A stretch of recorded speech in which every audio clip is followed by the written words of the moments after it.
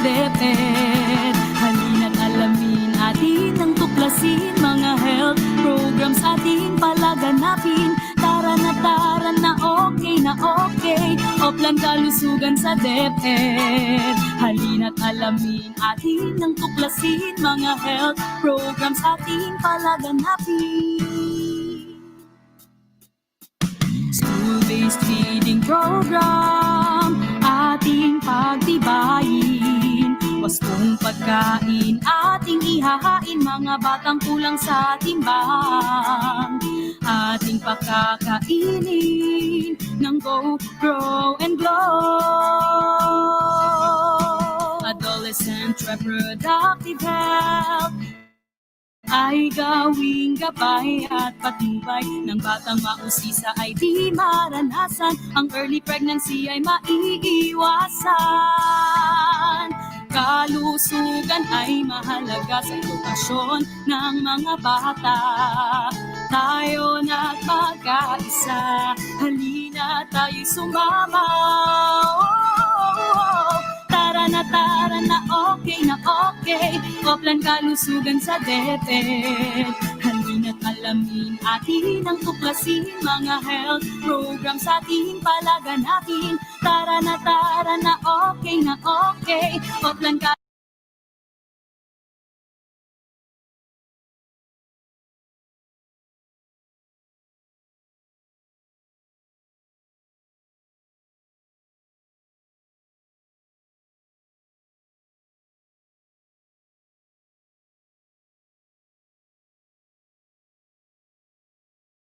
Mga bisyo'y alisin, sigarilyo at droga'y dapat nang puksain. Water, sanitation and hygiene in schools, ating kompletuhin, 3 stars ay abutin. Malinis na tubig, segregated na toilet, group hand washing at may napkin na rin. Kalusugan ay mahalaga sa edukasyon ng mga bata. Tayo na't magkaisa, halina tayo'y sumama. Tara na okay na okay, Oplan kalusugan sa DepEd. Halina't alamin atin ang tuklasin, mga health programs ating palaganapin. Tara na okay Oplan kalusugan sa DepEd. Halina't alamin atin ang tuklasin, mga health programs ating palaganapin. Medical, dental, and nursing services na atin ding binibigay upang matugunan problemang pangkalusugan ng mga guro at kabataan. School mental health program, kamalayan ito'y bigyang diin. Isipang malusog para sa akin at sa'yo, kabataan at guro, tara usap tayo. Kalusugan ay mahalaga sa edukasyon ng mga bata. Tayo na't magkaisa, halina tayo'y sumama. Tara na okay, Oplan kalusugan sa DepEd.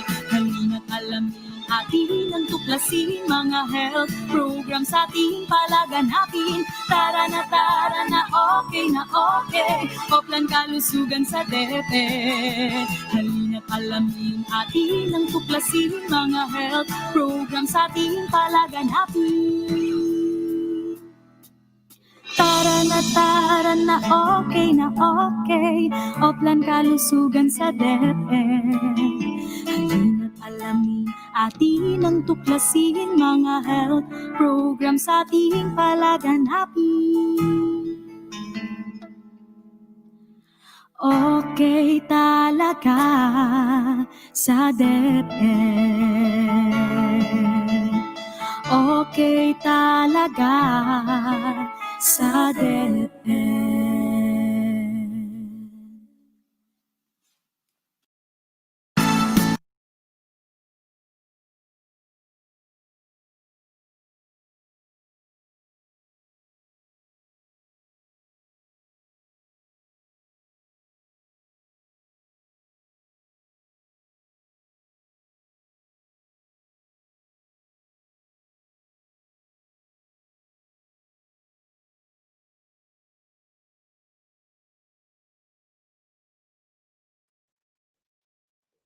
Magandang hapon po sa inyong lahat. Welcome po sa ating 8th episode ng ating National Drug Education Program Webinar Series or NDEP Webinar Series.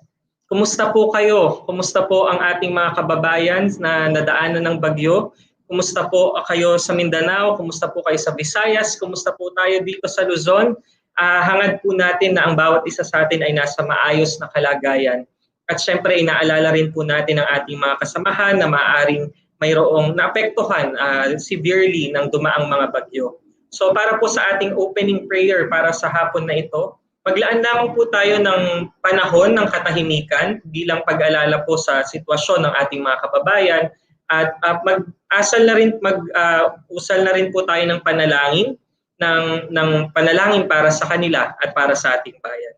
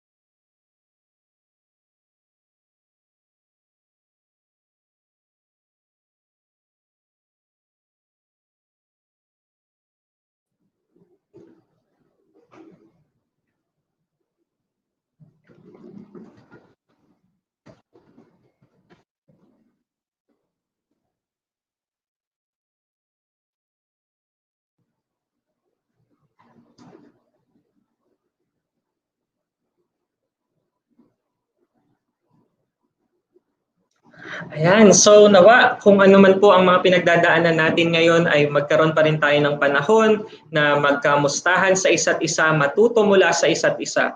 Katulad po ng sinasabi natin every week, ang atin pong webinar na ito ay recorded at maaari nyo pong balikan sa atin pong Professional Development Learning Management System sa Department of Education na nilikha para sa atin ng ating Information and Communications Technology Service or ICTS. So pwede nyo pong balikan ang recording ng ating webinars kung hindi man po kayo nakakapanood ng live sa broadcast na ito dahil naintindihan natin meron po tayong mga iba-ibang sitwasyon ngayon sa ating mga iba-ibang lugar. So sa ngayon meron po tayong 1,400 viewers. Maraming salamat po every week na kayo ay tumututok, nag-aabang sa ating episode. And katulad po ng sinasabi natin, kung hindi nyo man po mapapanood ng buo itong episode natin ngayong hapon dahil meron po kayong sitwasyon, meron kayong kailangang asikasuhin, naintindihan natin yan, pero maganda makasama pa rin natin yung kaya pong sumama sa atin ngayong hapon dahil meron po tayong interactive questions and answers with our resource persons. Yun po yung nami-miss ng ating mga nanonood lang sa recording. Pero nevertheless, yung lecture, yung inyo pong matututunan, pwede po nating balikan sa ating recording. Ayan, so ang inyo pong narinig na awit kanina sa ating pong pambungad natin pong kanta ay nilikha ni Miss Luz Biminda Ikawalo, Everdina Giltendes at Miss Elaine Joy Ikawalo. Ang music po nito ay inarrange ni Miss Elaine Joy Ikawalo at pinerform naman ni Ma'am Rishalyn Mayoral. Nagpapasalamat po tayo sa ating mga fellow DepEd colleagues na lumikha ng napakagandang awit na ito na na-encapsulate ang mga programa sa ilalim ng Oplan Kalusugan or OK sa DepEd. Oplan Kalusugan sa Department of Education or OK sa DepEd. Sa inyong pong mga eskwelahan, ang Oplan Kalusugan sa Department of Education ay ang pagsasama-sama ng iba-ibang mga health and nutrition initiatives ng department. Kung inyo na pong na-memorize yung lyrics, pinag-uusapan natin ang SBFP, ang WINS, ang ARH or Adolescent Reproductive Health, ang Medical, Dental, and Nursing Services, ang School Mental Health, at syempre ang ating pong National Drug Education Program kung saan meron po tayong webinar series para sa hapon na ito. at ginagawa natin every Tuesday, 4 o'clock. May request po kami sa inyo. Katulad ng in-announce natin last week, gusto po natin mas maraming mga magulang or parents natin ang manood sa episode natin ngayong hapon. So we know our health personnel, our BKD coordinators, our NDEP coordinators, our teachers, and other non-teaching personnel are faithfully following us every Tuesday. Meron din po tayong mga viewers na non-DepEd participants or non-DepEd personnel. Maraming salamat po sa pagtutok ninyo. Pero for this particular episode, ang request po natin, no, i-share ninyo ang video na ito. Pwede po ba i-share ninyo ngayon habang nakikinig kayo, and inyo po itong i-share sa inyong news, sa inyong timeline, and kung pwede, itag natin yung ibang mga parents na kakilala natin na nasa ating mga Facebook friends list para sila rin po ay makapakinig at makatutok sa napakahalagang usapin ngayong hapon. Kahit hindi na po sila kumuha ng certificate or kahit hindi na po nila makumpleto yung 10 episodes, yung mga parents po natin or mga PTA presidents, kung kaya po natin silang invite na manood ng episode ngayong hapon sa huling minutes na meron pa po tayo bago mag-start yung ating formal lecture, please invite them. And how can you do that? Please share this video on your timelines and tag the parents in your friends list. So pwede nyo po silang itag kung sila man po ay president ng PTA or other advice, or kayo po mismo mga co-teachers ninyo ng mga parents. Please share this video and invite them to watch our episode. As we mentioned last week, napaka-importante po ng pag-uusapan natin ngayong hapon dahil ito na po ay yung role ng mga magulang pagdating po sa substance use prevention.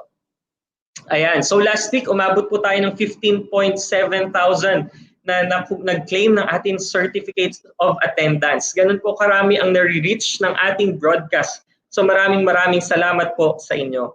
So habang dumadami pa po ang mga nanonood sa atin at nag-review at nag-join sa ating pong webinar ngayong hapon, meron lang po tayong mga konting icebreaker questions, or ang sabi pala mas peaceful daw na language, unfreezing. Yan, meron tayong mga unfreezing questions. Gusto lang po nating malaman sa ating mga viewers para mas makilala rin tayo ng ating resource person for this afternoon, gaano katagal na po kayong naging parent? Whether you're a father or a mother, gaano katagal na po? Ilang taon na? So, kumusta po gaano katagal na po kayong parent? We want to know. Pwede po bang i-type ninyo sa comment section? Wow, meron po tayo dito 25 years. Meron mga bago pa lang 16 years, 14 years. I-comment nyo nga po para makita natin. Almost 7 years. 26 years. Ayan, meron nagsabi po dito 33 years. Nakakatuwa, no po? Parang hindi natin namamalayan na nung una lang kayong nagsilang ng inyong firstborn, tapos dumami na, tumagal ng tumagal. Meron tayong mga bagong-bagong parents, 4 years, 5 years, merong 10 years, 14 years. Ayan, so at least makikita po ng ating resource person gaano ka-diverse ang ating viewers this afternoon. Ang ating next unfreezing question, pwede po bang sagutin nyo rin sa comment section? Ilan po sa inyong mga anak ang K-12 learner or yung pasok pa sa grades? Kinders. Ilan mga anak nyo ang estudyante pa natin sa ating basic education system? Maganda lang din po natin itong mapag-usapan para makita ng resource person natin kapag po kanyang nagbigay siya ng mga tips, makikita niya, alam niya na ito pala yung background ng ating mga viewers. Ayan, so meron pong nagsabi dito, isa, merong isa po, may dalawa. Kung mga teachers po ito, nakakatuwa, no, na tayo mismong sa DepEd na mga nagtatrabaho ay meron pala tayong mga learners sa ating mga pamilya. Dalawa, ayan, meron po tayong isa na mukhang graduate na ng basic education. Sabi niya, wala na po siyang K-12. Merong isa, merong dalawa, isa, tatlo. So yung mga viewers po natin para po sa ating resource person, majority po sa mga nagko-comment sa ating comment section ay merong at least isang K-12 learner na anak. So meron pang opportunity na makapag-participate sa ating National Drug Education Program. Ang ating pong third unfreezing question, sige nga po, sagutin din po natin sa ating comments section. Ano ang hindi mo malilimutang aral mula sa iyong mga magulang? Kadalasan kung ano kasi yung naipasa sa atin ng ating mga magulang, yun din yung naipapasa or naibibigay natin sa ating mga anak. Pwede po ba kayong mag-pause lang sandali at pag-isipan ninyo ito? Ano ba yung parang isang aral na natatandaan ninyo na laging sinasabi ng inyong tatay or ng inyong nanay, or maaring sinasabi niya pa rin hanggang ngayon kung buhay pa po sila at nakakasama pa ninyo, or kung sila man po ay hindi na natin kasama, natatandaan ninyo na lagi nilang sinabi noon sa inyo. Pwedeng nababanggit nyo rin ito sa inyong mga anak ngayon. Ano po itong isang aral na hindi po ninyo malilimutan mula sa inyong mga magulang? Pwede nyo po bang i-share? Si Ma'am Rolette Montemayor, maging matapat. Yan, no? Honesty is the best policy. Ma'am Madonna Lusali, sabi niya, humility. Talagang minsan na-adapt talaga rin natin yung values ng parents natin. Ma'am Luisa Tumulak, respect. Yan. So, ito, kapag dumating na ang alas 6 ng hapon, dapat nasa bahay na. Sineshare ni Ma'am Lucy Pangayaw. Nakakatuwa no po, mga simpleng paalala, simpleng reminder na tumatatak sa atin. Ayan, sabi naman po ng magulang, ni Miss Diane Montalya, na mag-aral ng mabuti dahil yan ang kayamanan sa buhay na hindi mananakaw. Yan, so i-share nyo lang po. Parang kapareho sa magulang ni Ma'am Jeneline Tindugan, sabi naman ng kanyang parents, kailanman hindi mananakaw ang kaalaman, kaya mahalaga ang pag-aaral. Parang pare-pareho ng mga advice din yung most of the parents natin, no? Respect, pagpapahalaga sa pagpapaaral, pag-aaral, at palaging makinig sa magulang, sa magmahalan, magbigayan ang magkakapatid, sabi ng magulang ni Ma'am Windy Bugagaw. Ayan, so magtulungan. Nakakatuwa po no, na pag nagtanungan tayo, makikita natin yung common na ipina-advise o pinapayo sa atin ng ating mga magulang. So, yan. So, bakit po natin tinatanong ang mga bagay na ito? Ba't natin inalam gaano katagal na kayong parent? Bakit natin inalam kung meron pa ba kayong parent sa basic education sector? At bakit natin tinanong yung ating mga aral na natututunan sa ating magulang? Yan po ay may kinalaman sa ating pag-uusapan ngayong hapon. Para formal na pong buksan ng ating session this afternoon, normally ang ginagawa po natin is we open with a message from the Executive Director of the Dangerous Drugs Board, na atin pong major partner for this activity, as they are our partner in other drug education programs. Pero dahil ang resource person po natin for this afternoon ay manggagaling na rin sa Dangerous Drugs Board, for this afternoon, let's just listen to the message of our Chief at the Bureau of Learner Support Services School Health Division, para po i-contextualize yung pag-uusapan natin ngayong hapon. Maaaring nagtataka yung iba sa inyo, or iba alam naman na yung topic this afternoon, bakit natin pinag-usapan yung mga unfreezing questions na yan as we opened our session. So let's listen to this message by our Chief at the School Health Division, Bureau of Learner Support Services, Dr. Maria Corazon Dumlao. Sa ating mga minamahal na guests from the Dangerous Drugs Board, Undersecretary for Saavedra, at ang ating kaibigan at pamilya from Dangerous Drugs Board, also ASec Maria Belen Matibag sa School Health Division Family, na nangunguna dito sa pagpapatuloy ng ating webinar series sa ating program coordinator, si Ma'am Gerlie, at ang ating facilitator, si Gian. And sa ating mga viewers sa hapon na to, magandang hapon sa lahat ng linggo-linggo nating nakakasama sa ating talakayan patungkol sa mga substance use prevention concepts at practices na hangad natin makapagpaganda pa lalo sa pagpapatupad ng ating National Drug Education Program or NDEP sa ating mga eskwelahan. Yun ang in-announce last week ang topic natin para sa araw na to. Hinikayat din natin ang ating weekly participants na i-promote particular yung episode na yung araw, lalo na sa ating mga magulang. Napakahalaga ng pag-uusapan natin ngayong hapon. Ang title niya ay The Role of Parents in Drug Abuse Prevention and Intervention. Kahit saan banda natin tignan, hindi natin maiaalis ang napakahalagang papel natin mga magulang sa buhay ating mga anak. Sa buong mundo, kinikilala na ang pagkakaroon ng tahanan at pamilyang nag-aaruga ng tama ay karapatang dapat tinatamasa ng bawat bata, kagaya ng asaad sa United Nations Convention on the Rights of the Child na ipinopromote natin ngayong National Children's Month. Kahit sa sarili nating konstitusyon, nasa sentro din ang pamilya. Sinasaad sa Artikulo 15, Section 1 ng ating konstitusyon, kinikilala ng Estado ang pamilyang Pilipino na pundasyon ng bansa. Sa gayon, dapat itong patatagin ang kaisahan ng pamilyang Pilipino at aktibong itaguyod ang lubos na pag-unlad ngayon.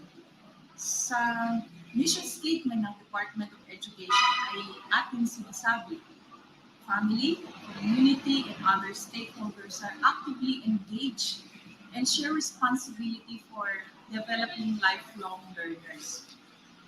Maging sa ating pambansang batas na tumutugon sa suliraning dulot ng dangerous drugs, ang Republic Act 9165 or the Comprehensive Dangerous Drugs Act of 2002, binibigyang diin din ang involvement of the family na siyang may primary responsibility pagdating sa pag-educate sa mga miyembro ng pamilya sa mga hindi magagandang epekto ng dangerous drugs.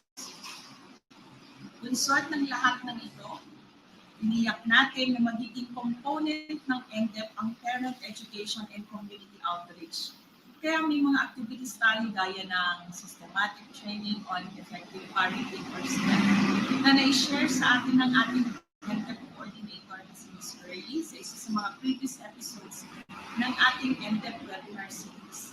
Napakarami natin na-reach ng mga parent leaders sa training natin na ito at alam ko na sila ngayon ang nagtataguyod at nagpapatuloy ng mga advocacy para maipatupad ang magandang pagiging modelo on parenting skills. Sa pinakauna nating episode, sinabi natin na napakahalaga ng socialization upang matiyak ang kalusugan at kaligtasan ng mga tao, lalo na ng mga kabataan, sa aspeto ng substance use prevention. At natutunan din natin, pangalawa lamang ang eskwelahan sa pinakamahalagang agent of socialization dahil pinaka-importante pa rin ang tahanan. So, anong mangyayari sa episode na ito? Sa ating episode na to, hangad natin mapalalim-palalo ngayong hapon ang ating kaalaman bilang mga magulang kung paano natin magagampanan ang ating papel at mapapalakas ang ating mga pamilya sa paggabay at pangangalaga ng ating mga anak, lalo na pagdating sa usapin ng substance use at abuse. Alam mo, nagpapasalamat tayo ng ating resource person sa paksang ito ay mula rin sa Dangerous Drugs Board. Papakilala siya sa atin mamaya ni Ms. Burley. Ngunit gusto ko lang din i-highlight na gaya ng pag-emphasize natin sa kahalagaan ng partnership between the school and the family, between the teachers and the parents para sa substance use prevention, ito rin ang dinademonstrate natin sa episode natin ngayong hapon na ang DepEd at Dangerous Drugs Board ay tunay na magkatuwang sa ating mga initiatives pagdating sa drug education and substance abuse prevention, lalo kung kailangan natin i-engage ang ating mga community members. Halina't makinig at matuto. Excited kaming marinig din ang feedback ninyo kung paano ninyo i-apply sa iyong mga tahanan ang inyong mga natututunan. At syempre, challenge na naman po ito sa ating mga prevention specialists na na-train natin on substance use prevention. So muli, magandang hapon po sa inyong lahat.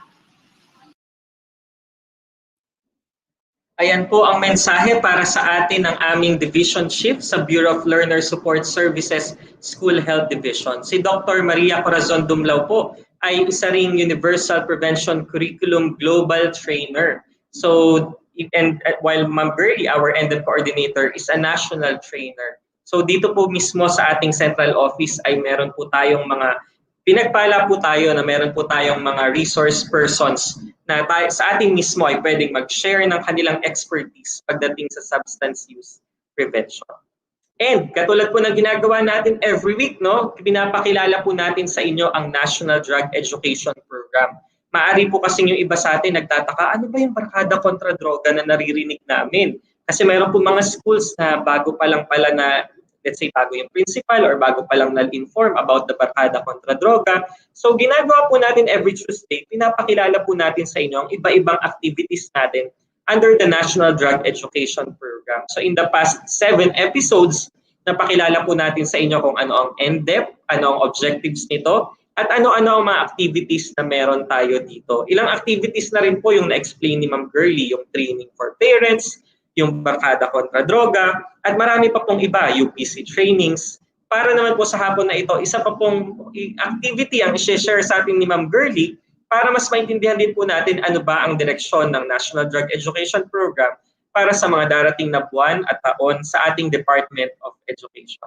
Tawagin ko na po muli si Ma'am Girlie Azurin, our National Program Coordinator for the National Drug Education Program, to share to us one more activity about the National Drug Education Program. Ma'am Girlie?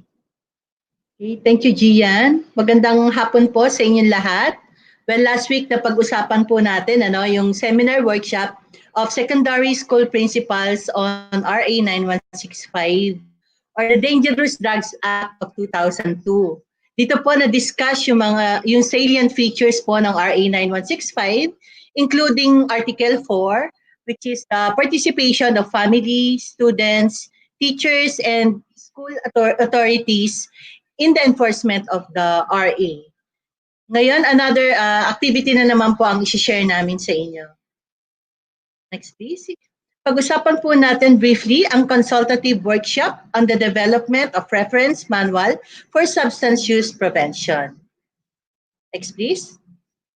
Ito pong workshop na to aims to provide a reference material to be used by our prevention coordinators in their drug prevention advocacy. Next. Ano po ba yung mga objectives nito? First, develop reference manual for prevention coordinators. Since consultative naman po ito, napag-usapan po ng grupo na hindi po muna reference manual yung ide-develop namin. Instead, nag-develop po ng mga PowerPoint presentations and other strategy po na makakatulong sa kanila in their drug prevention advocacy. Second, orient the prevention coordinators on UNODC standards in substance use prevention. Dito po, may guest po kami na global and national UPC trainers at sila po yung nag-comment or nagbigay ng mga suggestions sa mga output po ng ating mga participants. Third, determine the roles and responsibilities of prevention coordinators in substance use prevention efforts of the department. Next, please. So, ang participants po natin dito ay ating mga regional and selected division NDEP coordinators at ginanap po ito last November 5 to 8, 2019 sa Hotel Elizabeth, Cebu City. We have 67 participants po dito sa seminar workshop na ito. Next. Gusto ko lang i-share sa inyo yung mga photos, no? Ito pong photos na to on the left side, group activities po yan. Bali, dinivide po namin ang grupo into 5 and then nag-assign po kami ng target participant and then nag-develop po sila ng IEC materials, PowerPoint presentations, and other strategies that will help them in during their drug prevention advocacy. Yung right side photo naman po, ito na po yung presentation ng output nila. Next, please. Ito po yung parang graduation na po yan kasi may mga posing na po yung kanya-kanyang region dyan. At yung right side po, ito po yung group photos po. Lahat po yan ay nag-participate from nationwide po yan, participation po ng NDEP coordinators. So nakaka-miss po talaga yung ganitong activities, no? Sana matapos na po itong pandemya na to para maituloy natin itong pag-conduct ng mga ganitong face-to-face no, na activities. I think that's my last slide. Thank you very much po. Sa susunod po ulit na episode nitong NDEP webinar. Thank you. Maraming salamat po, Ma'am Girlie. Ma'am Girlie, yung mga presentations po, pwede na pong i-share ba sa mga NDEP coordinators? Presentation nitong mga activities. Opo. Yung ginawa po Yes doon naman, sa oo. reference manual? Actually, hindi pa kasi meron pang kailangan na revisions na i-check. At baka padaanin pa natin din sa ating BLR division. For vetting. Alright. Maraming salamat po, Ma'am Girlie Azurin, our National Drug Education Program Coordinator. So isa po yan sa mga direksyon natin sa NDEP, mag-develop ng mga toolkits na naglalaman ng mga presentations and reference materials para mas maging effective po ang pag-implement natin ng ating National Drug Education Program sa ating mga eskwelahan. So I know excited ang ating mga NDEP coordinators, ang ating DKD coordinators, ang ating mga substance use prevention specialists na ma-standardize ang mga tools na ito para magamit na natin. Pero kahit wala pa po itong mga standardized tools na ating binabanggit, meron na pong initiatives ang ating mga health personnel, NDEP coordinators, UPC-trained personnel, at ang iba pa nating mga kasama sa field pagdating sa pag-i-implement ng National Drug Education Program. So excited po tayo na laging marinig ang mga bagay na yan, paano po ninyo ini-implement ang National Drug Education Program. I know excited na po kayo kasi ito medyo maaga po tayong mag-start with our lecture, no, compared dun sa previous weeks dahil meron tayong mga introduction or introductory messages. Pero bago yan, gusto lang po nating i-announce na nasa pang-8 episode na po tayo ng ating National Drug Education Program webinar series. Sino po sa inyo ang naka-attend ng ating past 7 episodes faithfully every Tuesday? Sino po sa inyo ang nanonood naman through our recording? Ang mahalaga po ay nakikinig tayo ng mabuti, nagte-take note, at higit sa lahat, pumupulot ng mga aral, mga konsepto, mga practices na pwede nating i-apply para sa ating National Drug Education Program implementation at the school level. Yun naman po, at the end of the day, hindi lang po natin gustong magkaroon basta tayo ng webinar, kundi magkaroon po kayo, ang ating po mga NDEP coordinators, BKD coordinators, tobacco control coordinators, iba pang health personnel and teachers ng mga tools na pwede ninyong magamit. And dahil ito pong recording natin ay available sa Facebook at sa ating PDLMS, pwede nyo rin po itong gamitin kung paano ninyo po nakikita na makakatulong sa inyong implementation ng ating National Drug Education Program. So pang-8 na po ang ating pag-uusapan nating topic this afternoon. And meron na po tayong announcement tungkol sa paksang ito. Meron tayong unfreezing questions at the start of our session this afternoon. Meron lang po tayong one final question na gusto po nating sagutin ninyo. Kasi baka para medyo nagle-level up naman yung mga tanong natin. So kanina we asked you of the learning, mga remarkable na itinuro sa inyo ng inyong mga magulang. So gusto po nating tanungin kayo naman, kayo mismo bilang mga magulang, ano po ang may tuturing ninyong filosofiya? Ayan, what is your philosophy as a parent? Pwede po bang i-share ninyo sa comment section, what is your philosophy as a parent? Hindi po necessarily related sa drugs, no? But as a parent, sa inyong parenting style, ano yung guiding belief ninyo na sa inyong pagpapalaki ng mga anak, sa inyong pagdidisiplina, and maybe on how you handle issues related to drug education or drug prevention, nakakaapekto ang pilosopiyang ito.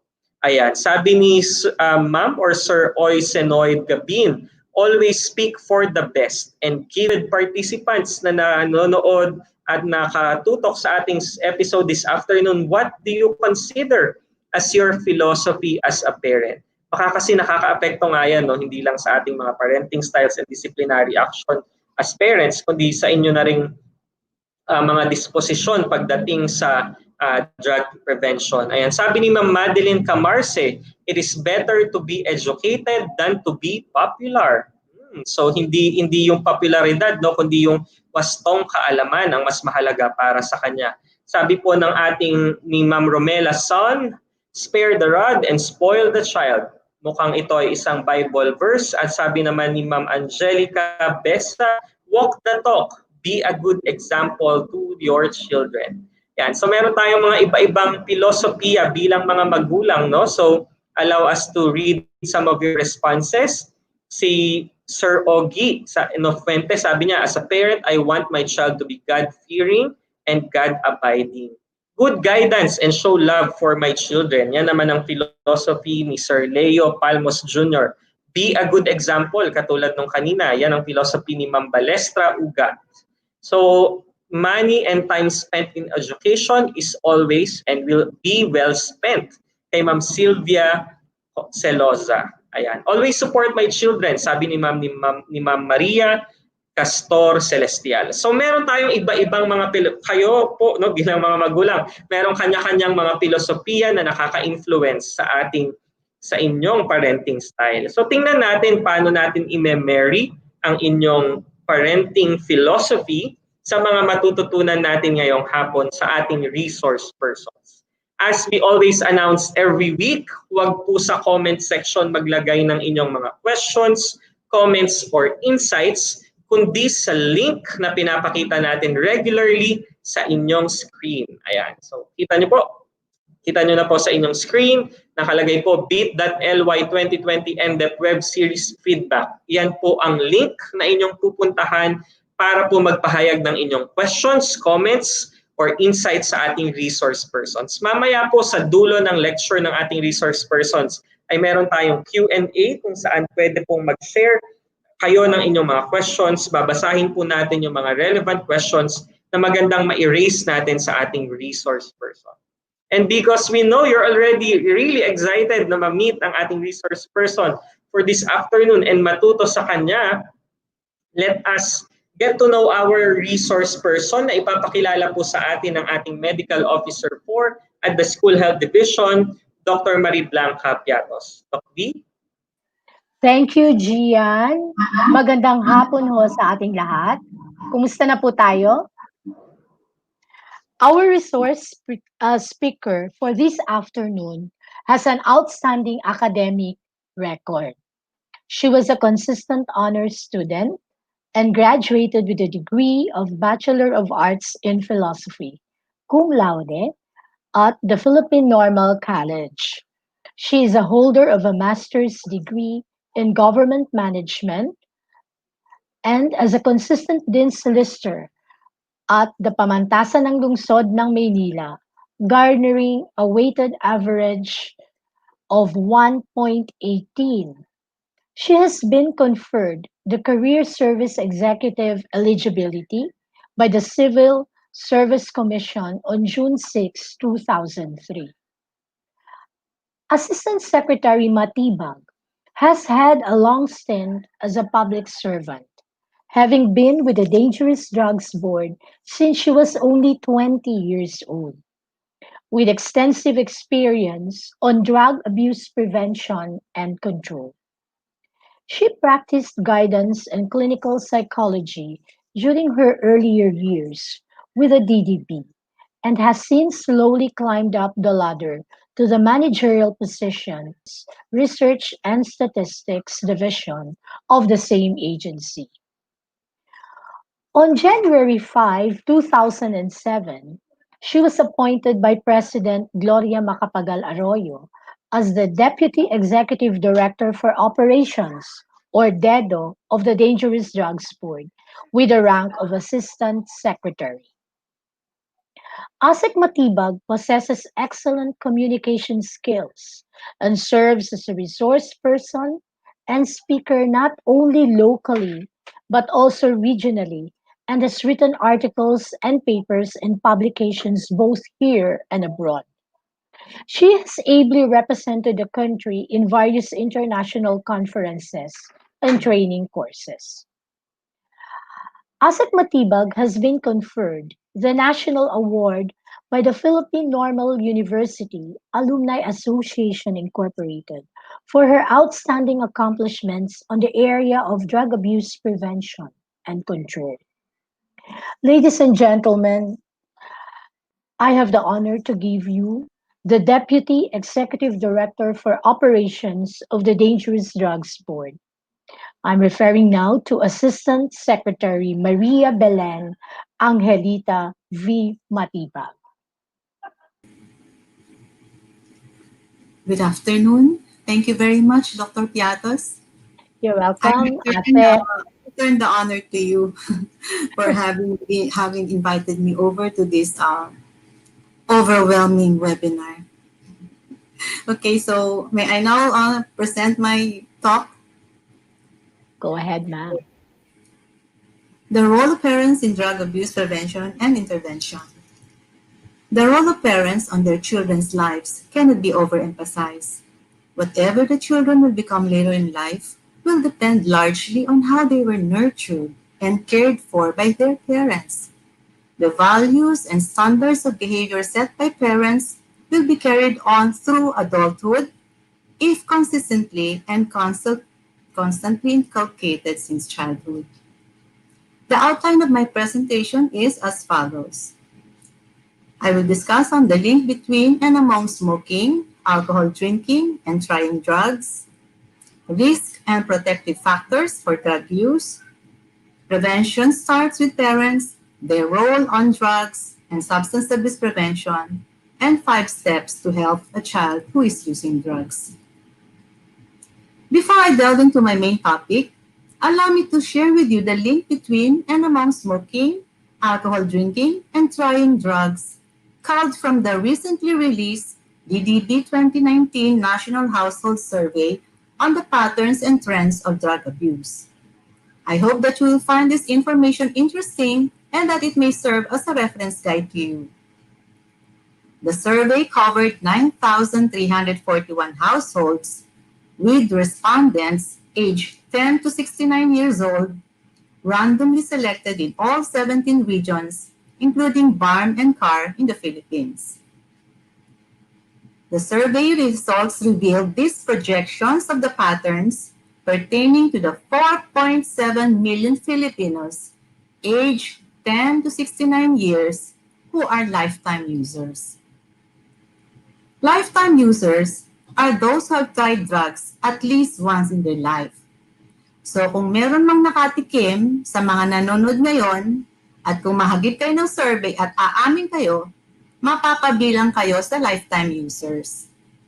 Ibang usapan na nga lang, pag gumagamit pa rin kayo, current user na ang kategorya nun. About 3.5 million of them tried drugs, smoking, and alcohol drinking simultaneously. So ito yung nakasubok gumamit ng droga kasabay ng paninigarilyo at pag-inom ng alak. 3.5 million ang estimate figure for them o tinatayang 4 sa 100 Pilipino na ang edad ay 10 to 69 years old. Ang nagdroga kasabay ng alak at sigarilyo. About 600,000 tried drugs and alcohol drinking simultaneously. Ito naman, pinagsabay ang pag-inom ng alak at paggamit ng droga. 600,000 or isa sa bawat 100 Pilipino na edad 10 to 69 years. Bear in mind na ang sakop lang ng projection natin ay yung 10 to 69 years old dahil yan lang ang sakop ng mga na-interview sa survey. About 142,000 tried drugs and smoking simultaneously. Ito, pinagsabay ang paninigarilyo at paggamit ng droga. 142,000 or dalawa sa bawat 1,000 Pilipino. About 464,000 use drugs only. Ito naman, yung mga gumamit lang ng droga na hindi sinabayan ng paninigarilyo at pag-inom ng alak, na kumakatawan sa 6 sa bawat 1,000 Pilipino, edad 10 to 69 years old. Ang pinakamarami pa rin ay yung pinagsabay ang smoking, alcohol drinking, and drug use. Now, let us find the reasons for starting, for being initiated to drug use, and for continuing these vices. 36.2 started smoking at age 19, mainly due to peer influence and curiosity. 44% of them continue to smoke for enjoyment and relaxation, or they cannot stop. Hindi na nila mahinto because they became addicted to smoking already. 56%, no, nandun na tayo sa gitnang column, 56.7% tried drinking at age 21, mainly due to peer influence and curiosity. 54% of them continued to drink for socialization, enjoyment, and relaxation. So, nagpatuloy sila sa pag-inom dahil nag-enjoy na sila sa experience. 5.8%, nandun na tayo sa huling column, tried taking drugs at age 22, mainly due to peer influence and curiosity. 36% of them continued to use drugs because it helps in getting them to sleep, forgetting problems, and for other reasons. Please note that the common reason given for starting or sa pagtikim ng sigarilyo, alak at droga, is peer influence. Napakalaki talaga ng impluwensya ng barkada sa mga kabataan. Please also take note that as one progresses from one risky behavior to the other, the reasons for doing so vary. Naiiba na ang mga kadahilanan kung bakit itinutuloy nila ang bisyo. The survey also revealed that there were more respondents who were introduced to smoking and or drinking alcohol as early as the age of 7 years old, while for drug experimentation at the age of 11 years. Can you imagine, sa loob ng center natin ngayon, merong 2 batang lalaki na edad 7 years old ang nagpaparehab dahil sa paggamit ng shabu at marijuana? Hindi inhalants ang gamit nila, ha? Nakakalungkot. With regard to the relationship between the age of onset of smoking to drug use, survey data revealed that non-drug users first tried smoking at 19 years old, while most drug users did at an earlier age of 17. While most drug users started smoking at 17 years old, those who started smoking earlier at 15 years old and below have greater chances of becoming drug users than others. Ibig sabihin, pag mas bata kang matutong manigarilyo, like 15 years old and below, mas malamang na magiging drug user ka later as you grow older. As to the connection of age of initiation to alcohol drinking to drug use, it was shown that non-drug users first tried alcohol drinks at 21 years old on the average, while drug users did at age 18. Respondents who started drinking at 18 years old and below are more likely to be drug users than those in the other age groups. So gaya rin sa paninigarilyo, ang mga mas batang natutong uminom ng alak, 18 years old and below, ay mas malamang maging drug user pagtanda nila. Karaniwan sa mga nakasubok magdroga ay pinagsabay ang paninigarilyo at pag-inom ng alak habang nagdodroga. Nagsimula sila sa paninigarilyo at age 17 years old, natutong uminom ng alak ng edad 18 years old, at nagsimula magdroga ng edad 22 years old. This leads us to the conclusion that the earlier the person is initiated to smoking and alcohol drinking, the greater the likelihood for that person to try or use dangerous drugs or substances. Mas maagang matutong magbisyo ng sigarilyo at alak ang isang tao, mas malaki ang tsansa na susubok o gagamit siya ng droga. Bilang magulang, huwag na huwag nating bibigyan ng pagkakataon ng ating mga anak na sumubok panigarilyo o uminom ng alak para hindi siya malulong sa droga kalaunan. O kung talagang hindi maiiwasan sa kaanumang kadahilanan, i-delay o patagalin muna ang pagsisimula nila sa mga bisyo na ito. Di naman lingid sa atin na sa ibang kultura, talagang tanggap ang paninigarilyo at pag-inom ng alak. Lalo na sa malalamig na parte ng ating bansa at maging sa ibang bansa.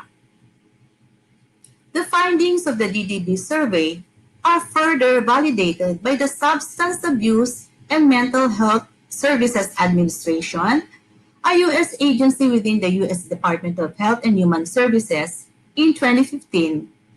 According to them, brain development is not complete until age 25. Early to late adolescence is a critical period for youth to begin using drugs. Essential parts of a teenager's brain are forming, affecting the ability to make logical decisions. Teens are more likely to take risks, and impulsive behaviors may involve drug use. Developing brains are more prone to damage. As a result, teens become addicted more quickly with greater consequences. So dahil hindi pa fully develop ang utak ng mga kabataan, di pa sila marunong magpasya ng tama at mas mapangaha silang sumubok sa mga mapapanganib na mga gawain tulad ng paggamit ng droga. Mas madaling mapinsala ang batang utak at mas madaling magumon sa maling bisyo at sa huli, magdusa sa masamang ibubunga ng mga bisyong ito. Ang brain development ay humihinto lamang sa edad na 25 years old.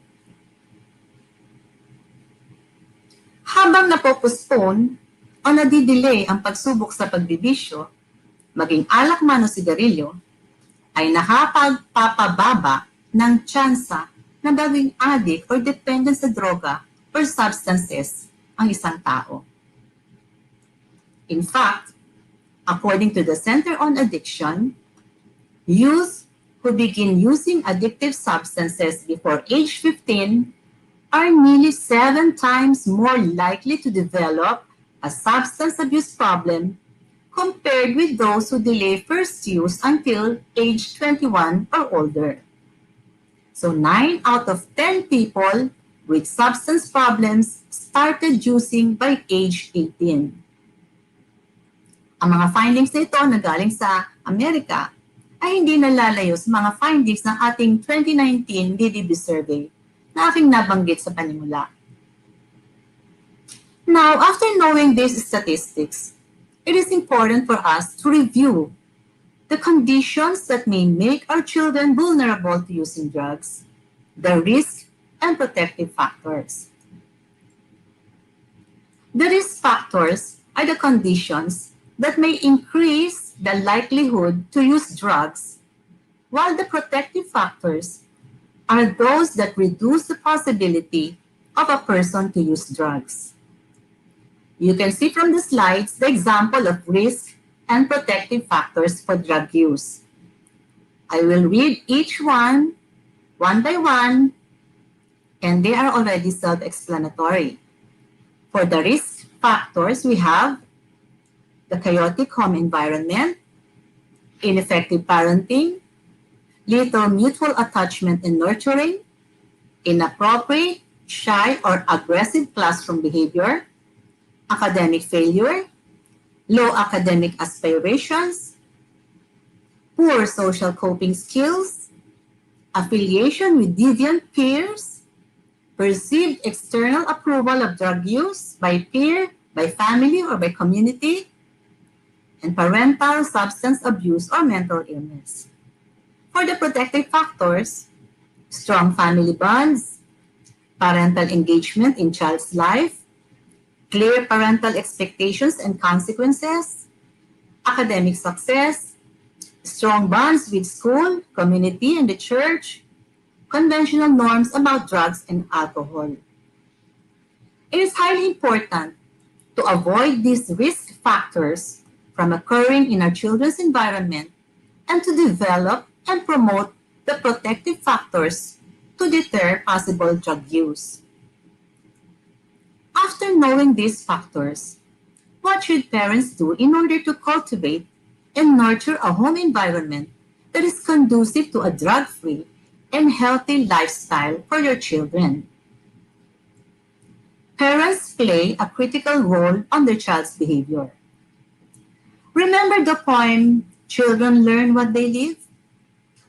As a parent, you have a major impact on your child's decision not to smoke, use alcohol, and use drugs.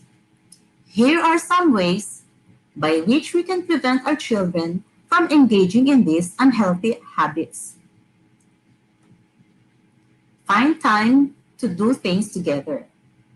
Eating together as a family is a good time to talk and learn about what's going on. Eating together enhances family bonding and encourages light conversations. Have a daily connect with your child. Do this face-to-face if possible.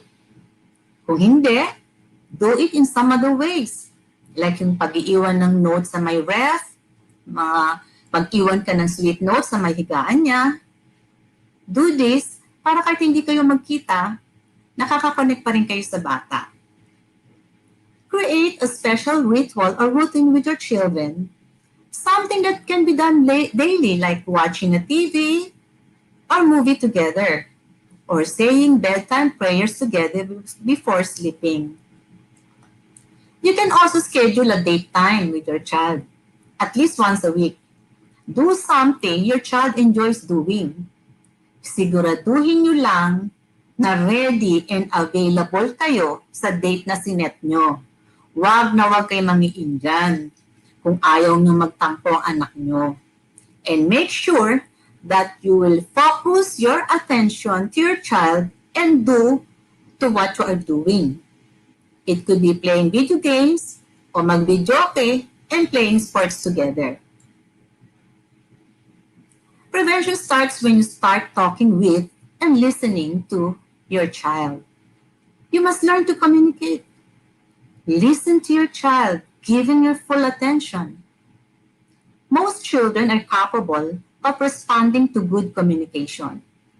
They can better express themselves and are encouraged to talk if we communicate properly and pleasantly with them. Huwag yung palaging galit or high blood pag kinakausap yung mga anak. Pag ganon, talagang hindi nila kayo kakausapin. Tataguan pa kayo at iiwasan. Communication starts with looking at your child when he or she is talking. Parents should listen and treat your child as your equal, with valid emotions and concerns. Iba rin ang pag-uusap eye to eye. Sabi nga, the eyes are the windows to the soul. The eyes show the truth no matter what face we put on. Ang ating mga mata ang nagsasabi ng tunay nating nararamdaman. Also, watch out for non-verbal cues, yung body language. Sabi nga, action speaks louder than words. In the same manner, parents should also use body language or touching to express love and support. Using caring body language reinforces your words of encouragement and support for your children. Ipadama natin sa ating mga anak ang pagmamahal at suporta natin through actions. Pwede natin silang i-hug, pwedeng kiss, pwedeng akbayan, or simpleng haplusin lang o pagtapik lang sa balikat. Ang sarap ng feeling ng ganon, both sa parent at sa bata lalo na. Parents can guide their children to correct mistakes and poor choices by using a combination of praise and constructive criticism. This way, you can help your child build his self-confidence and learn how to make healthy and safe choices. In time, hindi na sila magiging dependent sa mga parents para gumawa ng mga minor decisions for themselves. Notice efforts as well as successes. It is also helpful to appreciate efforts, not achievements alone. Children are still on the stage of developing their skills, so we should appreciate their process of learning and the effort that they give to learn. If they're having difficulties, Words of encouragement go a long way. Positive feedback on their efforts and guidance on how to tackle the challenge are very important. Kaya mo yan. Konti na lang na practice. For them, it would be a process of trial and error, guided by your words of motivation for them to try again and learn until they become successful. Try and try until you die. Ay mali, until you succeed pala. Praise for things done well and for making good choices. How your child behaves and how he looks at life is related to his sense of self-worth and confidence. Yung pagpapahalaga at tiwala niya sa sarili. Magiging maayos ang kanyang pag-uugali at maaliwalas ang pananaw sa buhay kung mataas ang pagpapahalaga niya sa kanyang sarili. So make sure that your child feels wanted and valued. Gusto nyo, mahal at pinagpapahalagahan nyo ang inyong anak. Appreciate their good qualities and good behavior para ma-develop ang self-confidence at maging highly motivated sila. Praise natin sila for a job well done and do not be critical. Use positive reinforcement. For example, maganda yung artwork niya. You can say, ang ganda naman ng drawing mo kasi ang tiyaga-tiyaga mo mag-practice. Kung hindi naman kagandahan, pwede natin sabihin ganito. Alam mo, mas may improve mo pa yung artwork mo kung dadalasan pa natin ang pag-practice. Huwag niyong sasabihin na, yan ba ang drawing mo? Ang pangit naman. Puro computer games kasi inaatupag mo kaya ganyan kapangit ang artwork mo. Tigilan mo na yung computer games, ha? Kaya ngayon, sa distance learning, marami raw umiyak ng mga bata. Kasi mas gusto nila na yung tunay na teacher ang magturo sa kanila. Kasi mas terror pala yung nanay. Alam nyo, bukod sa mga batang 1 to 3 years old, kung saan natural sa kanila ang negativism, ang mga kabataan ay dumadaan din sa stage ng negativism. Kung saan habang sila ay pinagbabawalan, ay lalo naman nilang ginagawa yung sinasabi nating huwag gagawin. Pag hindi nila na-overcome ang stage ng negativism, tatanda sila na hindi kumikilala sa authority figures. So kailangan talaga ingatan natin ang pag-handle sa mga kabataan upang hindi sila lumaking pasaway. Parents should set realistic expectations on their child and should help the child set realistic goals for themselves. There are parents that tend to compare their children. Sasabihin doon sa younger son, dapat pag-graduate mo, pareho kayo ng ate mo, valedictorian ka rin, ha? Kung hindi, masisira ang pattern. This places an extreme pressure for the son, and inwardly, he may develop resentment to his parents as well as to his ate because she is always the best.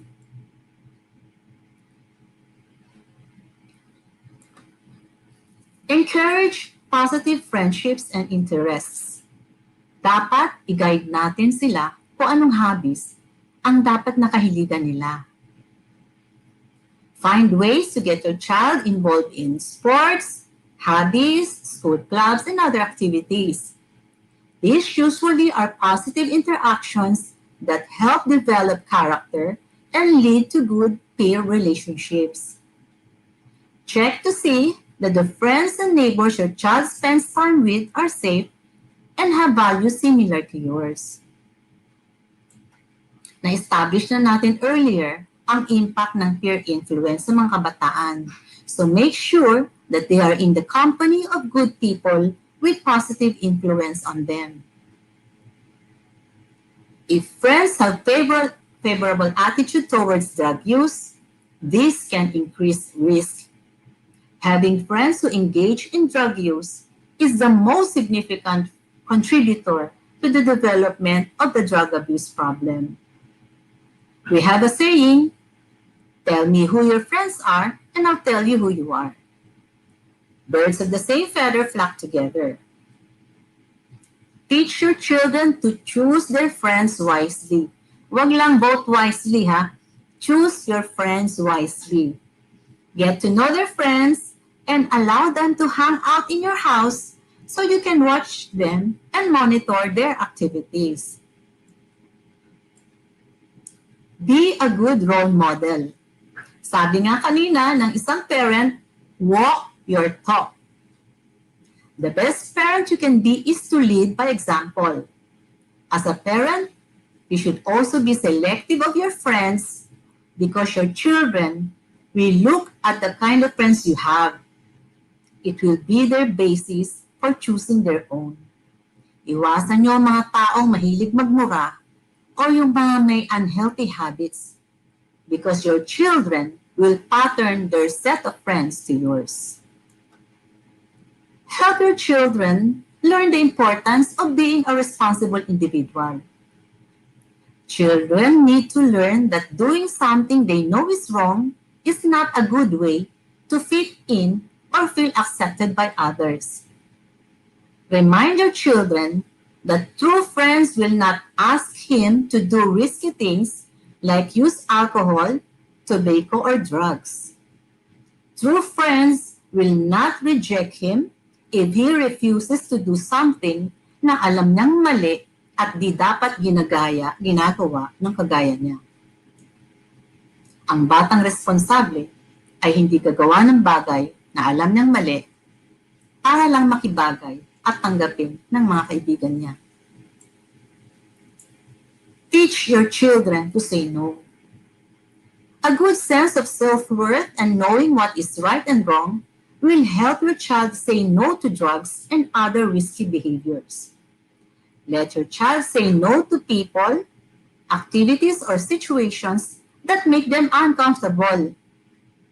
The more that they are allowed to follow their own instincts, the more likely that they will listen to their own intuition when in a difficult situation. Sabi nga, trust your instincts. Kung feeling mo na, naku, mukhang ipapahamak ako ng tao na to, iwasan mo na. Teach your children also how to respond to someone offering drugs. It is much easier to say no when prepared in advance. Mag-roleplay na kayo. Sabihin mo, anong sasabihin o gagawin mo pag may na mag-alok sa iyong tumagay o magdroga? It helps if you role-play and practice. This way, pag ando na sa ganong sitwasyon, alam na nilang sasabihin nila o gagawin. It could be any of the following. Firmly say no. Basta ayoko, no, ayaw. Or give a reason. No thanks, ayoko niyang droga, baka patayin ako ng tatay ko. Or you can also suggest something else to do. Naku, buti pa siguro mag-basketball na lang tayo, manood tayo ng Netflix. Or, he can simply leave, go home, or join other friends. In that way, he is able to communicate na ayaw na talaga ng droga at kahit anumang may kinalalaman dito.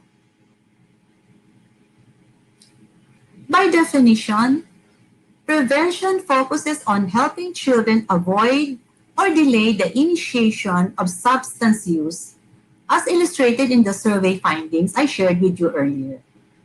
However, it is not limited to just preventing initiation. Kung sila man ay nakasubok na, prevention also involves avoiding the development of dependence. Maiwasan ang pagkalulong at mahinto agad ang paggamit. Gaya ng nabanggit na ni Dr. Dumlao earlier, no less than Section 41 of RA 9165 or the Comprehensive Dangerous Drugs Act of 2002 states that the family, being the basic unit of Filipino society, shall be primarily responsible for the education and awareness of the members of the family on the ill effects of dangerous drugs and close monitoring of family members who may be susceptible to drug use. Thus, It is not only our moral responsibility as parents, but also our civic duty to make sure that our children are free from drugs. Parents are the strongest influence the children have. There is no guarantee that your child won't use drugs, but drug use is much less likely to happen if you equip yourself or your children the necessary tools or skills. Learn the facts about the harmful effects of drugs, the warning signs, and be familiar with the drug lingo. Before you can empower your children to be drug-free, you have first to capacitate yourself. You cannot give what you don't have. Paano mo siya tuturuan ng tungkol sa droga kung ikaw mismo hindi mo alam? Know the popular drugs of abuse and the signs and symptoms of drug use. Read, magbasa, so you will be familiar with these things. Educate your children about drugs. Pass your knowledge about drugs to your children, but this should be done based on their age. Start by teaching them about the correct use of medicines, teaching them skills on how to say no, and basic knowledge on substances at the right age. Talk with your child about the negative effects of alcohol and drugs. Naalala ko nung may working mother na nagkwento sa akin, nung araw pa to na pag naantok na siya at ayaw pa matulog ng anak niya, pinapainom na ng isang kutsara ng cough syrup, yung cherry flavor, para antukin na yung bata at sabay na silang matulog. Sagot ka naman, hala ka. Bata pa lang, tinuturuan mo na maging adik ang anak mo. Ang cough syrup para sa ubo, hindi para pampatulog. Teach them facts so they will know a credible source. Your discussions with your children about drugs should be based on accurate facts. That way, they will not be confused. Do not exaggerate or invent horror stories just to scare them off. Huwag mong takutin ng mga buladas lang. With the internet, they can always validate if what you're saying is true. If not, you will lose your credibility and they will no longer believe in what you tell them. Correct any wrong beliefs your child may have. They may say, anyway, everybody drinks. Or marijuana won't hurt you. Okay lang daw marijuana kasi ginagamit ng iba na gamot. Alam nyo, ang sangkap na marijuana na inaabuso ay yung THC or yung tetrahydrocannabinol. Ito yung nagpo-produce ng high. Yung sangkap naman na sinasabing gamot ay yung CBD o yung cannabidiol. Hindi ito nakaka-high. So dapat alam yan. Provide guidance and clear rules about not smoking, drinking alcohol, and using drugs. Make sure your child knows the rules, the consequences for breaking those rules, and most importantly, that you will really enforce these consequences. These consequences should be reasonable, enforceable, and short-lived. Kung nag-violate ng rules, dapat may kaukulang sanction like no TV, no cellphone for 2 days or 1 week. Pero wag naman forever. Pag ganun, lalo hindi na kayo susundin, tatakas na yan. Make it clear that you disapprove of alcohol, vaping, smoking, and drug use. And look for opportunities to discuss your feelings about them effectively. Do it in such a way that you don't sound as if nagsisermon kayo. Pwede mong sabihin, alam mo ba yung kapitbahay natin? Namatay yun kasi nag-develop ng lung cancer because of smoking. Or, napanood ba yung balita na nadisgrasya kasi nag-drive ng nakainom? Very subtly, discuss the harmful effects of these vices without preaching. Remember, hindi kayo pare, kaya huwag kayo magsisermon. Make drugs, substances inaccessible to children. Keep common substances like cigarette and alcohol away from your home. Avoid TV programs, movies, and video games that glamorize tobacco, alcohol, and drugs. At ang pinaka-importante, do not use tobacco or other drugs yourself. Practice what you preach for you to be credible. If it's bad for your child, it should be bad for you too. Refrain from practicing a double standard of behavior. Now, how can you tell if your child is using? What are the manifestations? Generally, there are changes in behavior, attitude, motivation, and interests. Or for easy recall, BAMI, behavior, attitude, motivation, and interest. And this may include the following.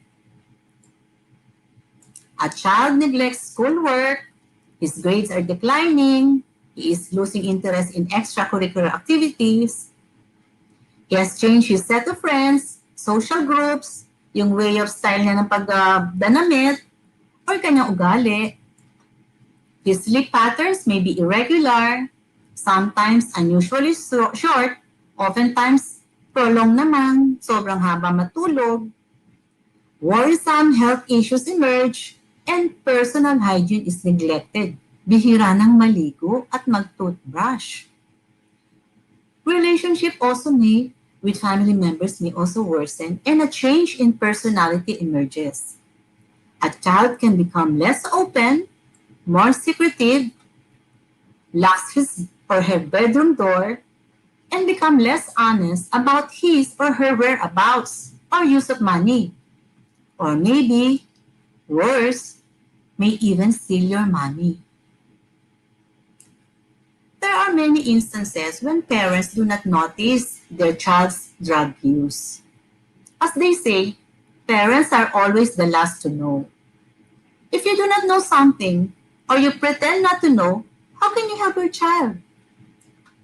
So what may be the reasons of parents for this seeming indifference to the misbehavior? First is denial. They deny because they have high expectations of their child, or simply because they cannot accept the truth that they have a drug user for a child. Di lang ang adik ang nagde-deny, pati parents. Siyempre nga naman, alam namang ipagmalaki mo pa na adik ang anak mo, di ba? They are enabling their child's drug use.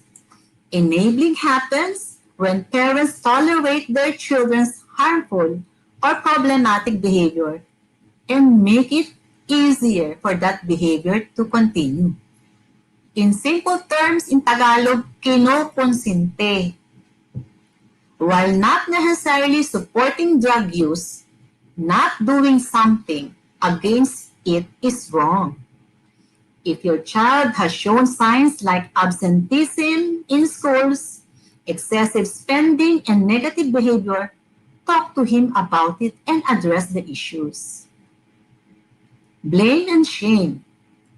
They blame and shame their child for using drugs. Blaming and shaming are defense mechanisms parents use to hide their shortcomings in parenting. Ang tawag dyan is projection, wherein yung mga pagkukulang ng magulang ay pinapasa sa anak through pagpapahiya at paninisi. This does not help. Addressing drug use starts with parents knowing and admitting their shortcomings. Finally, here are what parents can do if their child has been involved in drugs. At any stage along the spectrum of drug use, it is important to intervene and at best seek professional help. The earlier help is sought before a substance use disorder emerges, the higher the probability your child can reverse course and fulfill a life of promise and potential. Speak to a professional and seek his advice on the best possible care for your child. Early intervention may prevent a lifetime of unhappiness, broken dreams, and compromised health. Sabi nga, early intervention is the key to effectively put the drug-using behavior in check.